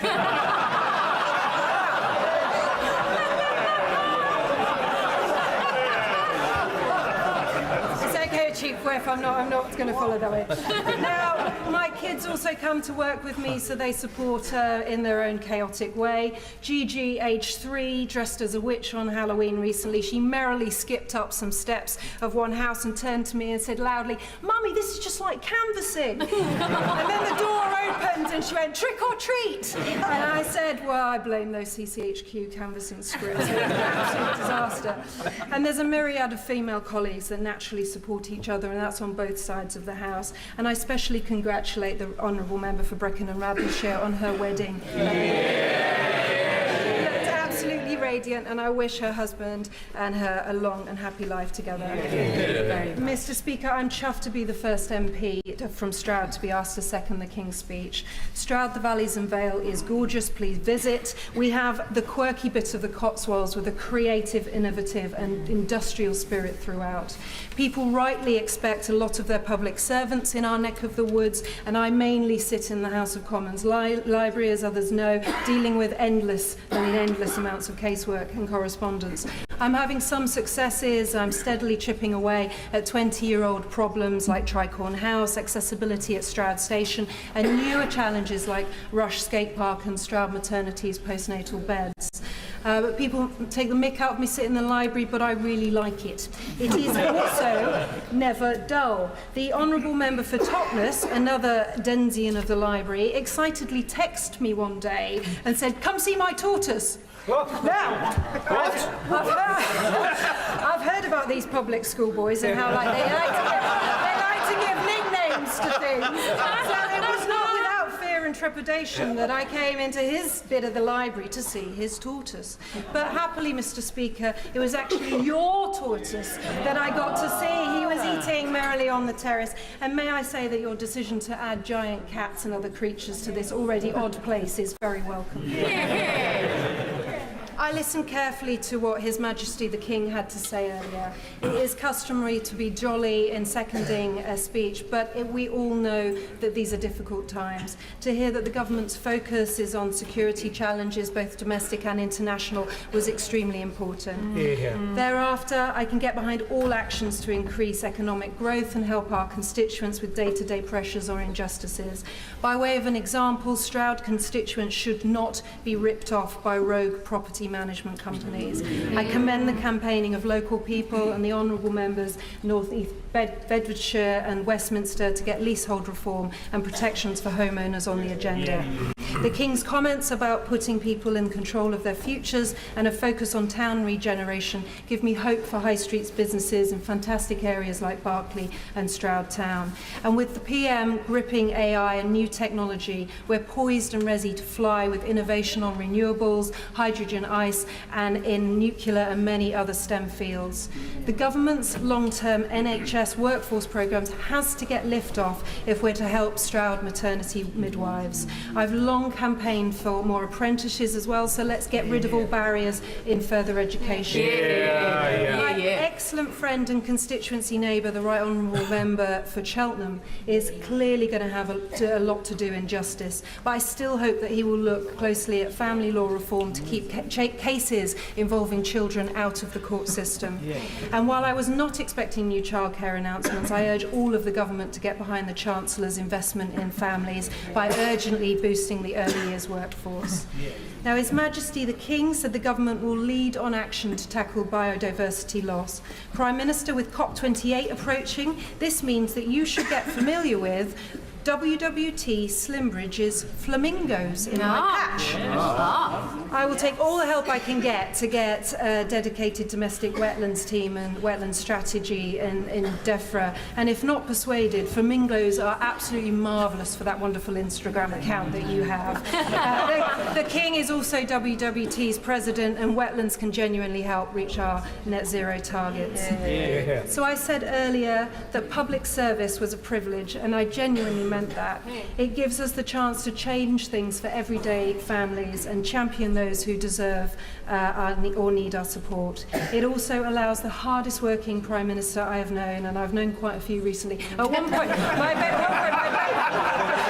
my baby was 3 months old. I think she'd met three Prime Ministers at the same time. But he shows the country week in and week out how we can bring long-term change against global headwinds. And I second this loyal address to the House. The question is that the humble address be presented to His Majesty as follows.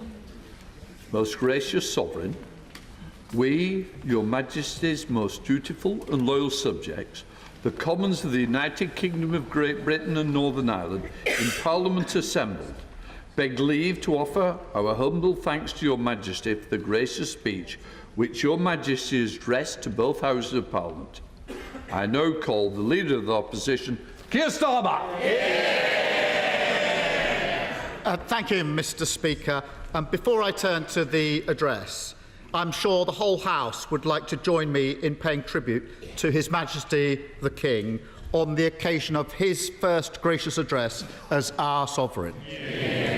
Of course, he did give the address last year, and he has, for some time, enjoyed the best view in the House on how it should be done. But nonetheless, this is a new chapter for him and our country, so we pay tribute to him on that. Let me also congratulate both the mover and the seconder for their fantastic speeches just a moment ago. The Right Honourable Member for Scarborough and Whitby once again showed us his deep love for his constituency and delivered a truly great speech. He has been a good servant and well respected across this House, but he is now wanted again on his farm. And I can inform the House that he's also one of the country's leading steam engine enthusiasts. The proud owner of a Fowler K5 ploughing engine, not a tractor, but nonetheless a beautiful machine, which on a good day, when the Right Honourable Member really steps on it, can still give the Trans-Pennine Express a run for its money. But I warn him, he should be careful. There are some weird and wonderful details on all those Network North announcements. And the Prime Minister might commandeer his Fowler for illustrative purposes only. Of course.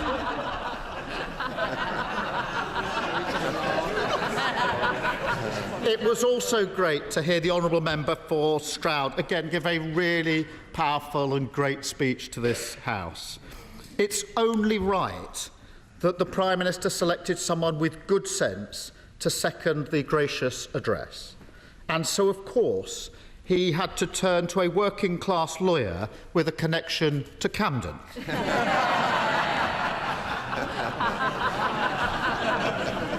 And I can say from personal knowledge and from many people in Camden that as a Camden councillor, she was respected across parties, as she is here.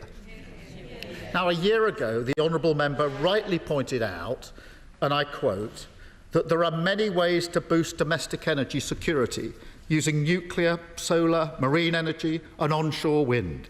An argument, Mr. Speaker, which shows exactly why she has a bright future within her party. It's a shame that instead of choosing her to second the address, the Prime Minister didn't ask her to write the energy section instead. Mr. Speaker, we are lucky enough not to have lost any members of this House since the last address. But as we approach the end of this cycle, it is only right that we once again remember those who we all still miss so much and who left us earlier in this Parliament. On these benches, our beloved friend, Jack Dromey, a champion of working people for the ages. And on the benches opposite, Dame Cheryl Gillan, James Brokenshire, and, of course, Sir David Amess, who was taken from us in the most vile and cruel of circumstances. On these benches, we still mourn the loss of Joe Cox, one of our brightest lights, 7 years ago now, in similar fashion. So we reach out across the aisle and say, as does the plaque put up just over there in the recent weeks, his light remains. Mr. Speaker, it's also customary to welcome new members to this House. Though I have to say, given you're a stickler for parliamentary time limits, this could be difficult. But I do welcome all 11 new members to the first of these debates. 1 for the party opposite, 2 for the party that sits over there, and 8 on these benches.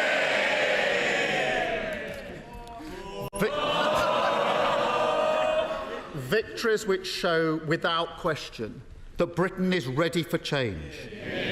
Victories that have reduced the party opposite, now nearly 14 years in power, to the desperate spectacle of claiming it offers change away from itself. Today's address shows just how ridiculous that posturing is, because what we have before us is a plan for more of the same. More sticking plasters, more division, more party-first, country-second gimmicks, and no repudiation of the utterly discredited idea that economic growth is something the few hand down to the many. In fact, today we reach something of a new low, because they're not even pretending to govern anymore. They've given up on any sense of service. They see our country's problems as something to be exploited, not solved. And in doing this, they underestimate the British people. Because what Britain wants is for them to stop messing around and get on with the job. People want action, not inaction. Solution to real problems, not the imaginary ones that haunt their party's imagination. A government committed to the national interest, not desperately trying to save their own skin. Our schools are crumbling, waiting lists rising, rivers and streams dying, infrastructure cancelled, violent criminals released early, their mortgage bombshell blowing up the finances of millions, growth set to be the lowest in the G7 next year, taxes higher than at any time since the war. He raised them himself 25 times. the Tory recipe for British decline: low growth, high tax, crumbling public services, with a Prime Minister serving up more of the same. Now, of course, there are steps we can welcome: Jade's Law, Martin's Law, an independent regulator in football. And we have said on smoking and public health, he can count on our votes. We will always serve the national interest. And that is why this House has stood united in our support for Ukraine since the start of Putin's aggression. And we must never lose our resolve or focus. The address also mentions the terrible events in Israel and Palestine. It is now 1 month exactly since the senseless murder of Jews by the terrorists of Hamas and the taking of hostages on October the 7th. And every new day in Gaza now brings with it more pain, more suffering, more agony. Hostages still held, thousands of civilians dead, including so many innocent women and children, millions struggling for the basics of life: food, water, sanitation, medicines and fuel. We cannot and we will not close our eyes to their suffering. We need a humanitarian pause now. The hostages to be released now. Israel has the right and duty to defend herself, but it is not a blank cheque. It must comply with international law. And this House must commit to do whatever it can to keep alive the light of peace. So we welcome the address's clear commitment to support the two-state solution. But, Mr. Speaker, returning once more to their plans for Britain, the biggest question is how they think this is anywhere near good enough. After all the chaos they've unleashed, after levelling up, no rules were broken, we're all in it together, and all the other broken promises of the last 13 years, this is the plan they put to the working people of this country and say, trust us, we've changed. It's laughable. They can't see Britain. That's the only possible conclusion. The walls of this place are too high. But let me assure the House, Britain sees them, and Britain sees today that they offer no change on public services, no change on the cost of living crisis, and no change to the economic model that has failed to give working people the security and opportunity that they deserve. Because, Mr. Speaker, that is the change that Britain needs. And today was a missed opportunity. We needed a King's Speech that would draw a line under 13 years of Tory decline, a King's Speech for national renewal and a serious plan for growth. But instead, we have a party so devoid of leadership, it is happy to follow a Home Secretary who describes homelessness as a lifestyle choice. And believes that the job of protecting us all from extremists, the most basic job of government, is legitimate terrain for her divisive brand of politics. Mr. Speaker, as Director of Public Prosecutions, I worked closely with the police and counter-terrorism forces. Their job is hard enough already without the Home Secretary using it as a platform for her own ambitions.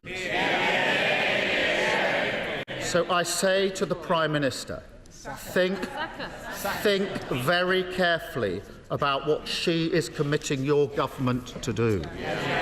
And think very carefully about the consequences of putting greater demands on public servants at the coalface of keeping us safe. Because without a serious Home Secretary, there can be no serious government, and he cannot be a serious Prime Minister. Homelessness is a choice. It's a political choice. Constant U-turns on no-fault evictions are political choices. Not facing up to the blockers of aspiration on those benches is a political choice. And it's not that there aren't better choices. On these benches, we have a plan to build 1.5 million homes across the country with a reformed planning regime that will unlock our potential. Because you can't fix homelessness without increasing the supply of housing. You can't boost growth and let workers have homes they need. And you can't escape the cost of living crisis unless there's more affordable housing. Now, we all know why he finds himself in this position. But if he's prepared to stand up to the blockers, if he shows he can radically improve the supply of housing by bringing back national housing targets, then yes, he can count on Labour votes. Because, Mr. Speaker, that is what this country needs most, a credible plan for growth. A Britain where growth comes from the grassroots, where growth serves the grassroots, with higher living standards in every community. An ambition that can only be delivered if we roll up our sleeves and get building. At the moment, just to get a tunnel built in this country can require a planning application 30 times longer than the complete works of Shakespeare. That is why today we needed a planning bill to strip out the red tape and get Britain building. We also needed a bold commitment to train the next generation with new technical colleges, apprenticeship levy reform, expert teachers in every classroom, giving British businesses the skills they need. We needed a modern industrial strategy on a statutory footing with a bill to match, a signal of intent to the world that we are serious about fighting for the jobs of the future. We needed an employment bill. Time and again, this bill has been promised. Time and again, it fails to materialise. When we could be scrapping fire and rehire, ending zero-hour contracts, making work pay with a real living wage, and saying unambiguously that strong workers' rights are good for growth. What we got instead is an exercise in economic miserablism, an admission that his government has no faith in Britain's ability to avert decline. Take the oil and gas bill announced today, a bill that everyone in the energy sector knows is a political gimmick. Yeah. And even the Energy Secretary admits will not take a single penny off anyone's bills.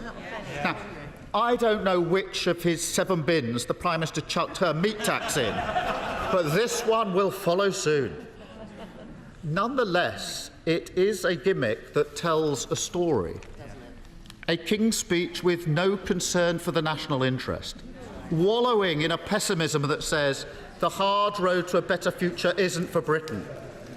It's been this way for 13 years now, a failure to seize the opportunities, perhaps even to see the opportunities.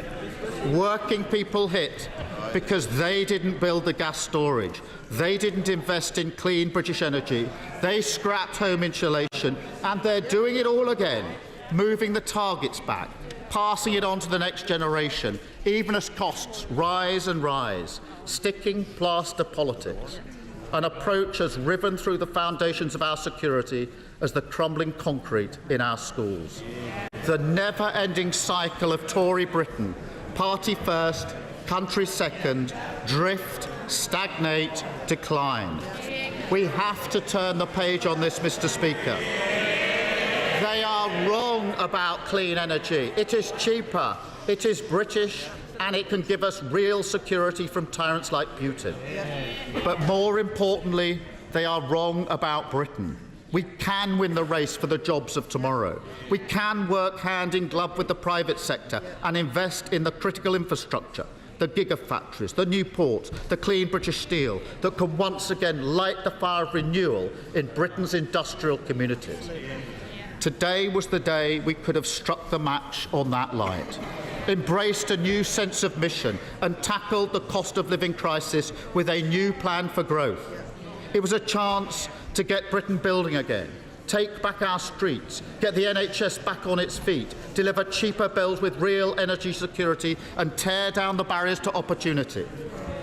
But, Mr. Speaker, for the 14th year in a row, the government passed it up, severed its relationship with Britain's future and gave up on the national interest. Because what this address shows with ever greater clarity is that the only fight left in them is the fight for their own skin. A government that has given up, dragging Britain down with them ever more steadily towards decline. A day when it became crystal clear that the change Britain needs is from Tory decline to Labour renewal. Let us call the Prime Minister.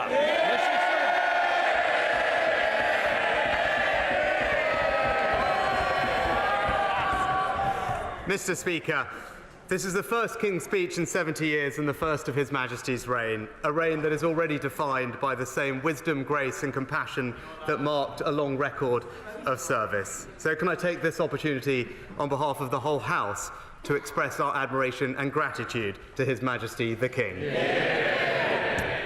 Mr. Speaker, before we get into the traditional debate, let me first address the situation in Israel and Gaza. All of us in this House care deeply about the suffering of innocent people and the scenes we have witnessed. And we abhor the way that Hamas use innocent Palestinians as human shields. It is right that the United Kingdom is doubling our aid funding for Palestinian civilians. And we have been consistent throughout in our calls for a humanitarian pause as soon as possible to get aid in and hostages and foreign nationals out. But a unilateral and unconditional ceasefire would simply allow Hamas to entrench its position and continue its attacks against Israel.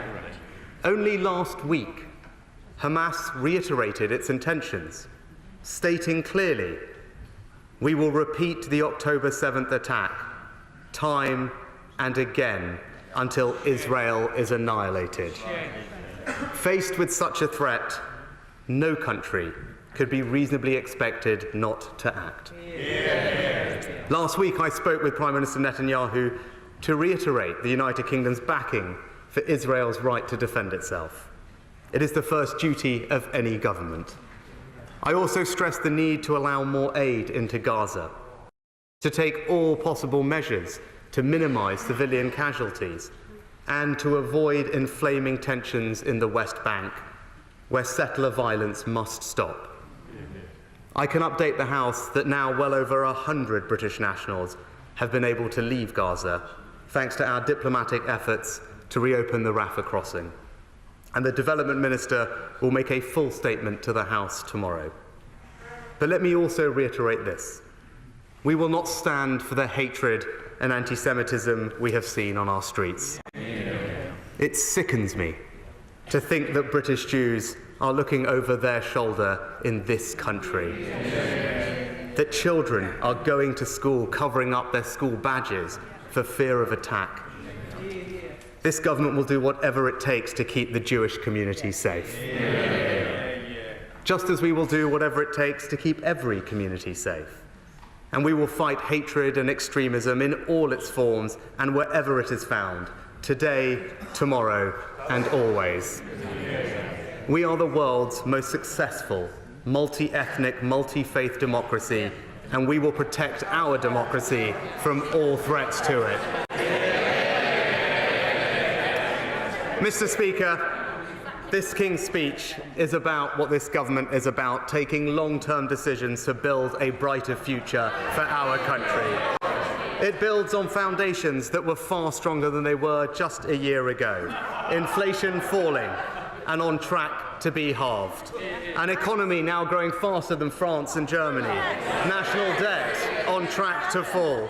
More support for the NHS this winter, and we are stopping the boats with crossings this year down by over a fifth, as we ensure that it is this government and not criminal gangs who decides to come to our country. Now that we strengthen the foundations, this King's speech turns to the future, taking long-term decisions with a single objective: to change our country for the better. Change in our economy, with new legislation to improve our energy security. Join a huge trade pact with the fastest growing region in the world and prepare to seize the opportunities of a new technological age. Change in our society with new protections for leaseholders and renters, a bill to safeguard the future of football clubs and fans, and the historic legislation that will finally create the first smoke-free generation, and change to keep our nation secure and our communities safe, with tougher sentences for criminals, more powers for the police and security services, and tough new action to clamp down on antisocial behaviour. What will all this mean for the British people, Mr. Speaker? More jobs, more investment and higher growth. More police on the streets with stronger powers to keep us safe. Places people are proud to call home. A country strong at home, confident abroad, and with a better future ahead for all our people. That is the change that this King's speech and this government will deliver. Mr. Speaker, His Majesty's gracious speech was brilliantly proposed by my right honourable friend, the member for Scarborough and Whitby. Now, I will always be grateful to him, because when I was first selected as the Conservative candidate for Richmond, my right honourable friend took a call from a prominent farmer in my local community who had expressed some consternation about the revelation that I didn't eat beef. Quick as a flash, my right honourable friend replied, "Don't worry, he's the perfect candidate. There'll be more for me and thee." And as a proud Yorkshireman, my right honourable friend has a reputation for being very careful with money. Just the other day, he went shopping for a new pair of shoes. When the shop assistant tried to throw away the old pair, he said, "Hang on a second, I want to keep those laces, there's still life in them yet." And I've often regarded myself as a trainee Yorkshireman, and it turned out with him I was also a trainee fiscal conservative. And that's why I asked my right honourable friend to apply his same zeal for savings to efficiencies that we could make across Whitehall. He came back with a great list. Yorkshire tea bags are perfectly fine for another 3 or 4 goes. The DEFRA thermostat was set far too high at 17 degrees. And 7 bins are simply far too many. My right honourable friend is probably the only member of this House who is the proud owner of his own graveyard. Apparently, he even does some of the digging himself. And no wonder he's such a staunch supporter of the government's plan to protect renters, because he fully supports the right of his tenants to be left undisturbed over the very long term. Now, in his maiden speech, my right honourable friend proudly boasted that Whitby and his constituency was voted #1 weekend holiday destination by the readers of Saga magazine. Well, I am delighted as my honourable friend retires and lifts his gaze from his own copy of Saga that he already finds himself in the home of blue skies, blue waters and blue rinses. Whitby is, as he reminded us, where Dracula made landfall. That shadowy, pale, haunting figure, aged beyond his years. And that's what 2 decades in this House can do for you, Mr. Speaker. But as a government whip, a minister in 4 departments and a dedicated constituency MP, my right honourable friend has had an extraordinary career. Among his many achievements, I would particularly highlight his introduction of the first ever roadside drug tests. Before that, we had no way of clamping down on dangerous drug driving. This was a landmark policy that has saved untold numbers of lives. It is a legacy he should be proud of, and a reminder of the good that politics can do. My right honourable friend is a great parliamentarian. I'm proud to call him a friend. His speech was in the finest traditions of this House, and his wit, integrity and sound good sense will be much missed on all sides. Now, Mr. Speaker, continuing the North Yorkshire theme, the gracious speech was brilliantly seconded by someone also born and bred in God's own county, who is today the honourable member for Stroud. And I'm sure the whole House will join me in paying tribute to our fantastic NHS and sending our very best wishes to her daughter Tilly. Now, some may think of my honourable friend as a shy, retiring and studious type. After all, as she said today, she often prefers to be in the library. But we are discovering another side to my honourable friend. We've now heard about her time in the naughty corner. We've heard about the Spice Girl platforms. And I can also today reveal that back in the 1990s, she won the prestigious, fiercely contested crown of Yorkshire Rock and Roll Dancing Queen. And in a rich and varied career, Mr. Speaker, my honourable friend was also a highly regarded yoga teacher. So when she read in the Times that the shadow cabinet were being encouraged to take up yoga in the office, she was waiting for the phone call. But it turns out that no Conservative, not even one as supremely talented as my honourable friend, can teach the party opposite anything when it comes to constantly changing from one contorted position to another.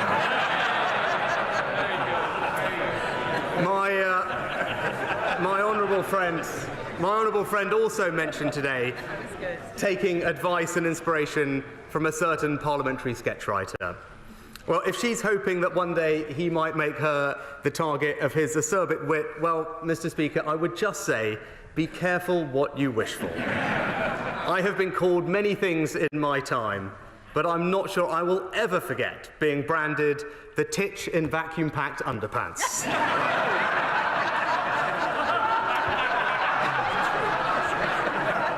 But on a serious note, my honourable friend has already made a huge impact on her short time in this place. Nowhere more than in her fantastic campaign to improve childcare provision. Inspiring my honourable friend, the Chancellor, to announce 30 hours of free childcare a week for under fours in England in the March budget. This is a landmark policy that will make an enormous difference to millions of families up and down the country, and my honourable friend should be incredibly proud of her part in making that happen. She overcame great odds to reach her place today. Growing up on free school meals, she left home as a teenager and worked her way up as a family lawyer without attending university, before becoming the first female MP of Stroud in 2019. Sometimes people ask me what being a Conservative is all about. I can think of no greater example than that, Mr. Speaker. My honourable friend is a remarkable person, a dedicated MP, someone with a huge future ahead, and her speech was in the finest traditions of this House. Now, Mr. Speaker, let me also thank the Leader of the Opposition for his contribution to this debate, and indeed his first U-turn of it. As a former Republican, he used to think this country shouldn't even have a King's Speech. But at least that is one U-turn the whole country will welcome. Now, the right honourable gentleman is prone to changing his position, but in fairness, his speech did strike a few consistent notes. Higher inflation, more strikes, more immigration, and higher borrowing. The party opposite's plan to unnecessarily borrow £28 billion more every year and give in to inflation-busting pay demands from their union paymasters is dangerous, inflationary, and the British people would pay the price in higher interest rates and higher taxes. Now, in truth, Mr. Speaker, Labour will borrow anything, people's money, people's ideas, and it now turns out that his copy-and-paste Chancellor is very happy to borrow other people's work too. But she's not the only member opposite to get unstuck by a book. Earlier this year, the Leader of the Opposition had to abandon writing his own book, Return the Deposit. It was supposed to be his vision for Britain, but his publishers discovered what the British people already know: he simply doesn't have one. While he stands for the same old ideas, we are focused on the long-term decisions that will provide a better and brighter future for everyone, and that's what this King's Speech will deliver, Mr. Speaker. Mr. Speaker, that change starts with changing our economy. We've already delivered the largest fall in inflation since the 1980s, a faster recovery from the pandemic than Germany, France and Japan, and tens of billions of pounds of new investment from around the world. We believe the role of government is to create the conditions for the private sector to thrive. That's where new growth and new jobs come from. That's why we've given business a £27 billion tax cut on investment, launched 12 free ports around the UK to create jobs and investment, and introduced legislation in this King's Speech so that we can confirm our membership of the CPTPP, a huge trading pact with the fastest growing region in the world. Now, of course, I hear from the party opposite that they make no difference. We can only do that because of our new freedoms outside of the European Union. Freedoms that the Leader of the Opposition wants to abandon, and instead lock the United Kingdom into a new European deal that would tie us into EU rules and regulations that we'd have no say over and open our borders to 100,000 additional EU migrants every single year. Now, as well as failing to secure our borders, the opposition would also fail to secure our energy supplies. Now, we know that economic growth requires energy security. We've already invested record amounts in renewables like offshore wind. We backed Sizewell C, the first new nuclear in decades. And the King's Speech introduces new legislation for North Sea oil and gas, supporting hundreds of thousands of British jobs. And compare and contrast with the opposition's energy policy. Compare and contrast. People have the right to intervene. No, if the Prime Minister wishes to give way, that's up to the Prime Minister. If he wishes not to, that's also fine. Will the Prime Minister allow? Prime Minister. Compare and contrast. The Prime Minister's not giving way. Prime Minister. Compare and contrast with the opposition's energy policy. There's one word for it: naive. Not my word, Mr. Speaker, but that of their own union paymasters. I'll happily give way to the honourable gentleman.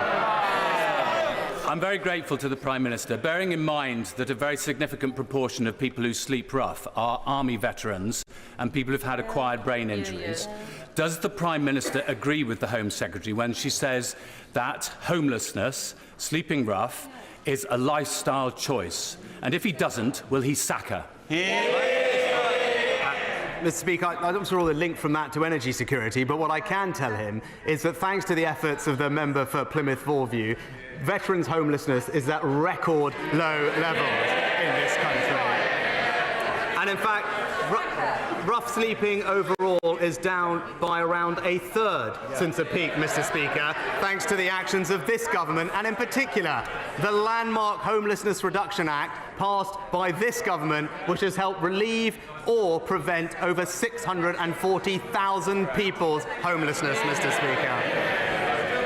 But returning to energy security, the party opposite want to ban all new oil and gas licences, risking us becoming even more dependent on Putin's Russia for our crucial supplies of energy.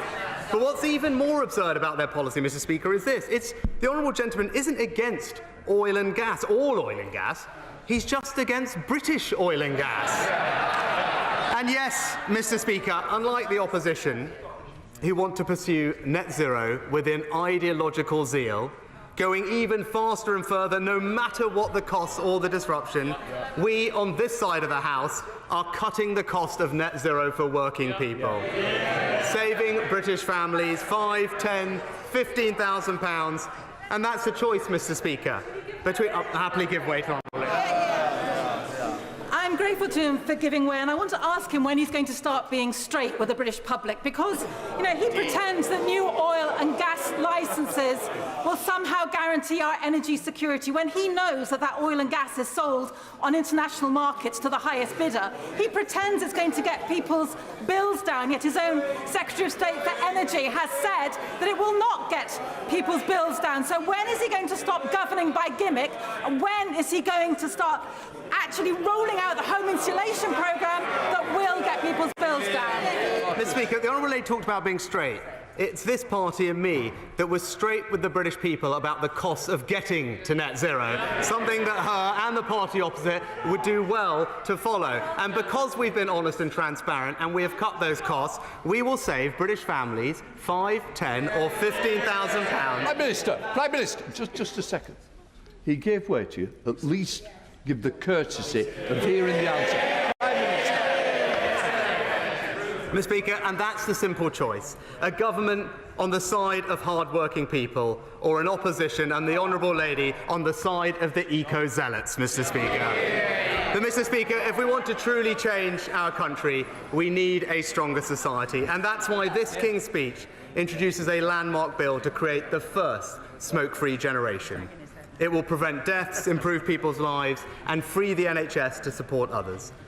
It is the most significant public health intervention by any government for generations. Historic change from a historic King's Speech. But that's not all we're doing for the NHS, Mr. Speaker. The government has invested record sums, created 50 million more primary care appointments, brought more beds, more ambulances, and through the NHS's first ever long-term workforce plan, we will recruit more doctors, nurses and dentists than ever before. That's what the NHS needs, not the damaging strike action that Labour refuses to condemn, even though it is adding tens of thousands of people to waiting lists every single day. The party opposite also opposed our plans to provide a minimum safety level during the strikes. Now, does the party opposite and the honourable member opposite think that vulnerable patients don't deserve life-serving health care, or are they just too weak to stand up to the unions? Either way, the conclusion is clear. You simply can't trust Labour with the NHS, Mr. Speaker. Now, Mr. Speaker, let me turn to the most important part of a stronger society, education. Of all that we've achieved since 2010, this is what I am most proud of. Under the party opposite, only 2/3 of schools were rated good or outstanding. Now it is around 90%. They took us down the international league tables. We are now soaring up them. They devalued apprenticeships. We're investing in them. They backed rip-off degrees, and we are ending them.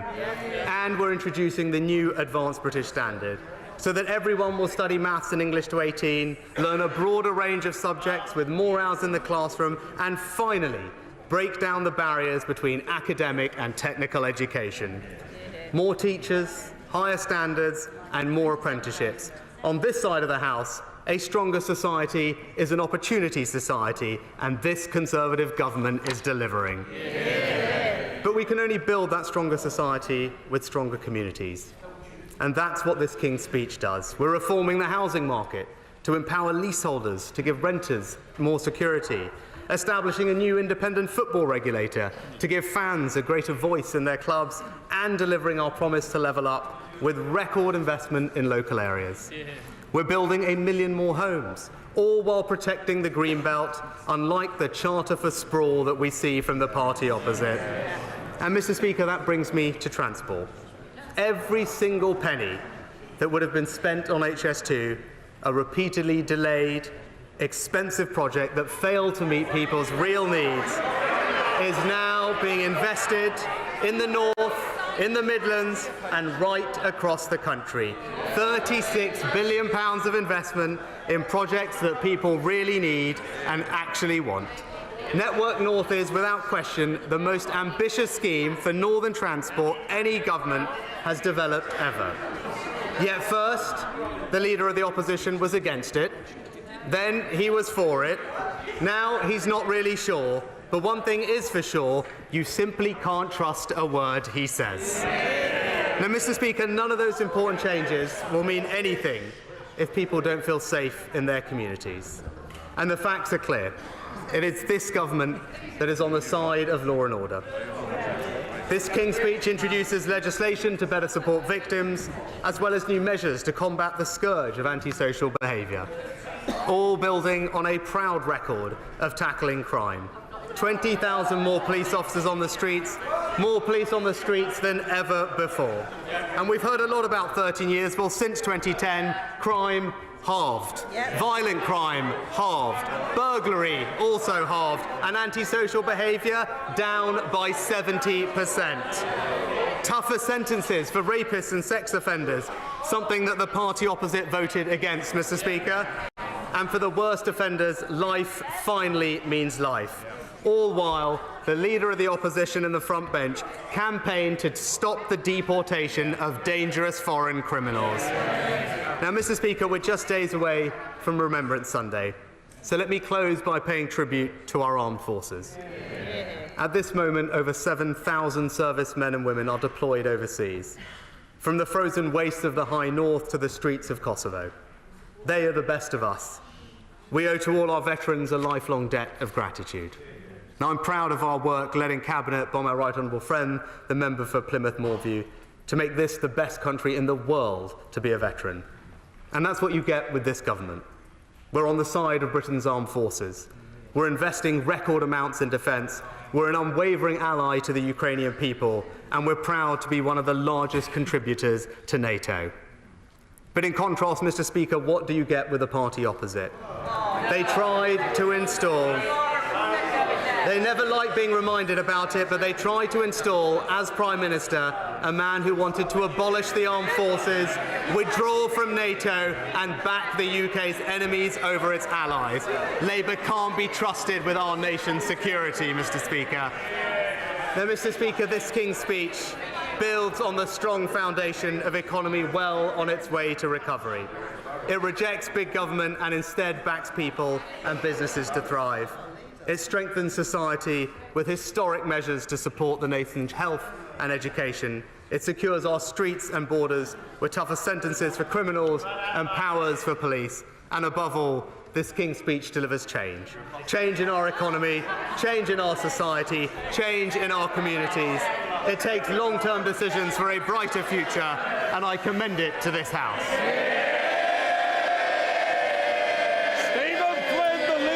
SNP.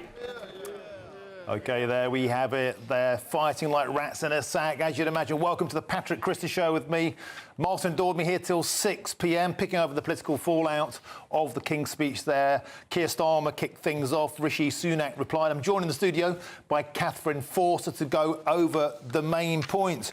Well, dramatic stuff, as you'd imagine. Starmer saying that this is a government that's dying. It's dying out, and they are sticking plaster politics, gimmicks. Rishi talking about more strikes, more immigration, more crime under Labour. What are your takeaway points from the speeches? They both painted a very gloomy picture of life under the opposition, didn't they? So we had Keir Starmer saying that under the Conservatives you had low growth, high tax, crumbling public services. And sure, our growth has been pretty anemic. We've had hardly any of it over the last 13 years. We have got the highest taxes since the Second World War. Public services are not in a good state. And then we have Rishi Sunak saying, under Labour, you'd have higher inflation, higher borrowing, more strikes, more taxes, union paymasters, but both, above all, trying to say, we are the change. Obviously, much easier for Keir Starmer because, of course, they would be a change. Conservatives have been 13 years in power.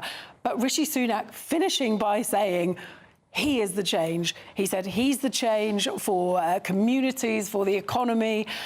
They're the change. That's a very difficult sell, though, isn't it, really? And the thing is, people do want change. I'm sure the polls will narrow as there's more and more scrutiny on Labour. But the worry is Keir Starmer's talking about long-term decisions for a brighter future.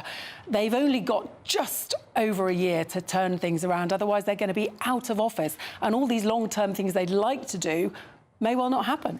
And I wonder if that's a fair point. This idea of Starmer said it's sticking plaster politics, it's governing by gimmicks. Because if this is a government that's banning zombie nights, but is it zombie parliament? A parliament on its last legs? Is this King's Speech with foundation, or is it just pure performance? Well, there's a lot of these things that no doubt they will get through, but all the stuff on crime, which of course they've made a real centrepiece on this. They're saying that crime has halved since 2010. All these measures that they're going to bring in that they're sure will be very popular, as I'm sure they will be. But the criminal justice system is in crisis. Our prisons are overflowing. It's all very well saying we're going to do this, we're going to do that. Where are they going to put these people? So I don't think this is a game changer today. Let's see what happens in the autumn statement. But the problem is the Conservatives don't have very long to get people enthused with them. And I was talking to a very prominent member of the government a bit earlier, and he was saying, no, he doesn't think the next election is lost. He said, but we've got to stop annoying voters. And he doesn't feel still that they're giving people enough of a positive vision to vote Conservative.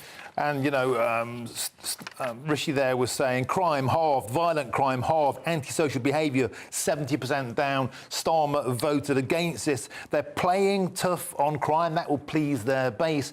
Can we believe them? I mean, we saw last week 4 jihadists released early. They can't even seem to stop a protest in London that seems like it's going to kick off. Is this all just bluster? Will people fall for this? Or is it very much the dying embers, the end game? 13 years, people just want change. I think there is a lot of that, and that is why Rishi Sunak is very keen to say, I'm the change, although clearly, OK, he's only been in office for a year, but we've had 13 years of Conservative government in various iterations. I mean, yeah, they've got 20,000 more police officers, but that is replacing the 20,000 police officers that they cut since 2010.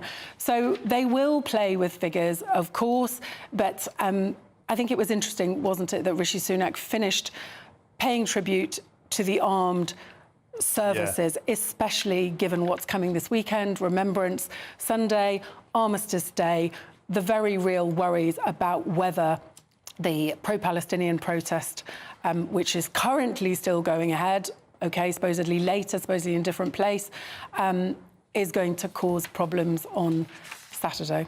OK, Catherine Forster, thank you very much. And of course, the economy was a large part of the King's speech, covering securing Britain's economic future, ensuring energy security and, of course, bringing down inflation. Well, GB News business and economics editor Liam Halligan joins me in the studio as well. Liam, let's start on the oil, the energy plan.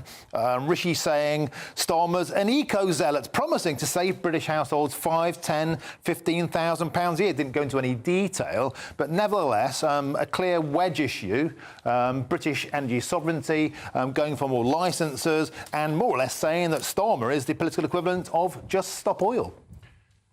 Just reacting to what Catherine said, she's right, of course. We've grown on average by 1.2%, the economy, since 2010, which is pretty anemic growth, as she rightly said.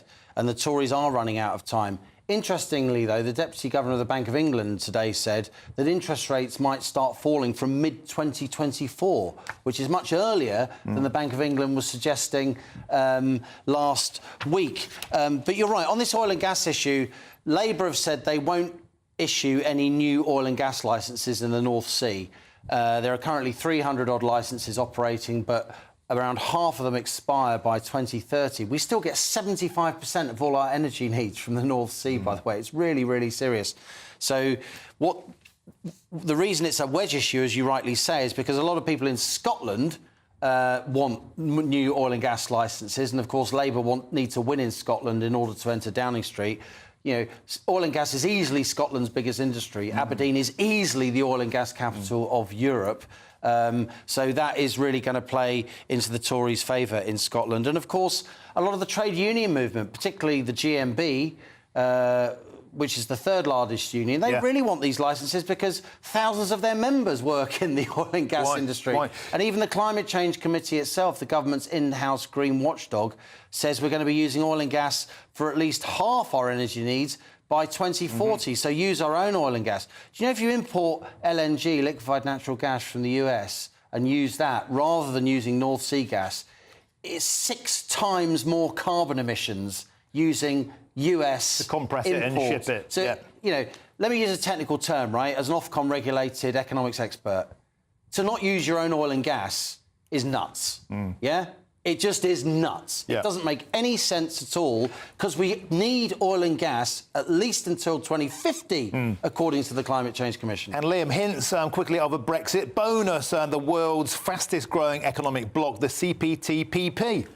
Yeah, if I'm going to be limited, I've got no time. I should just mention the leasehold bill. A lot of young people will be happy about that. Leaseholds will be extended 999 years as standard, which will help people. It's a pretty feudal system. They're banned on new builds. The Renters Reform Bill is going to be put forward, but the implementation will be delayed, those no-fault evictions, until the courts can actually handle tenants' and landlords' rights. There's massive, massive backlogs.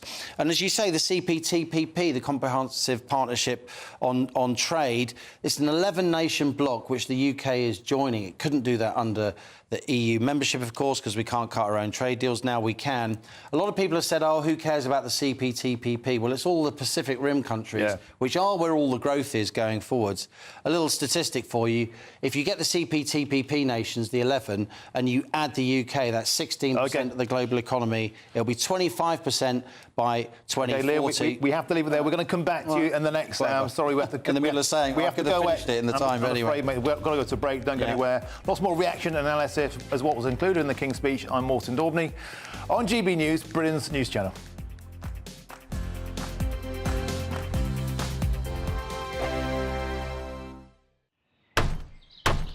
Who is it? We're here for the show. More energy this time! Welcome to the Dinosaur Hour. I was married to a therapist. And you survived? I thought we were getting Hugh Laurie. Second best. You interviewed Saddam Hussein. What's that like? I was terrified. I'm playing strip poker with these three. Ah! No, thank you. My CDs need to be put in alphabetical order. Are you going to be problematic again? The Dinosaur Hour. Sundays at 9 on GB News. What you get for breakfast is something that, if we do our jobs right, you will wake up to news that you didn't know the night before. It's a conversation. It's not just me and Eamon. We want to get to know you, and we want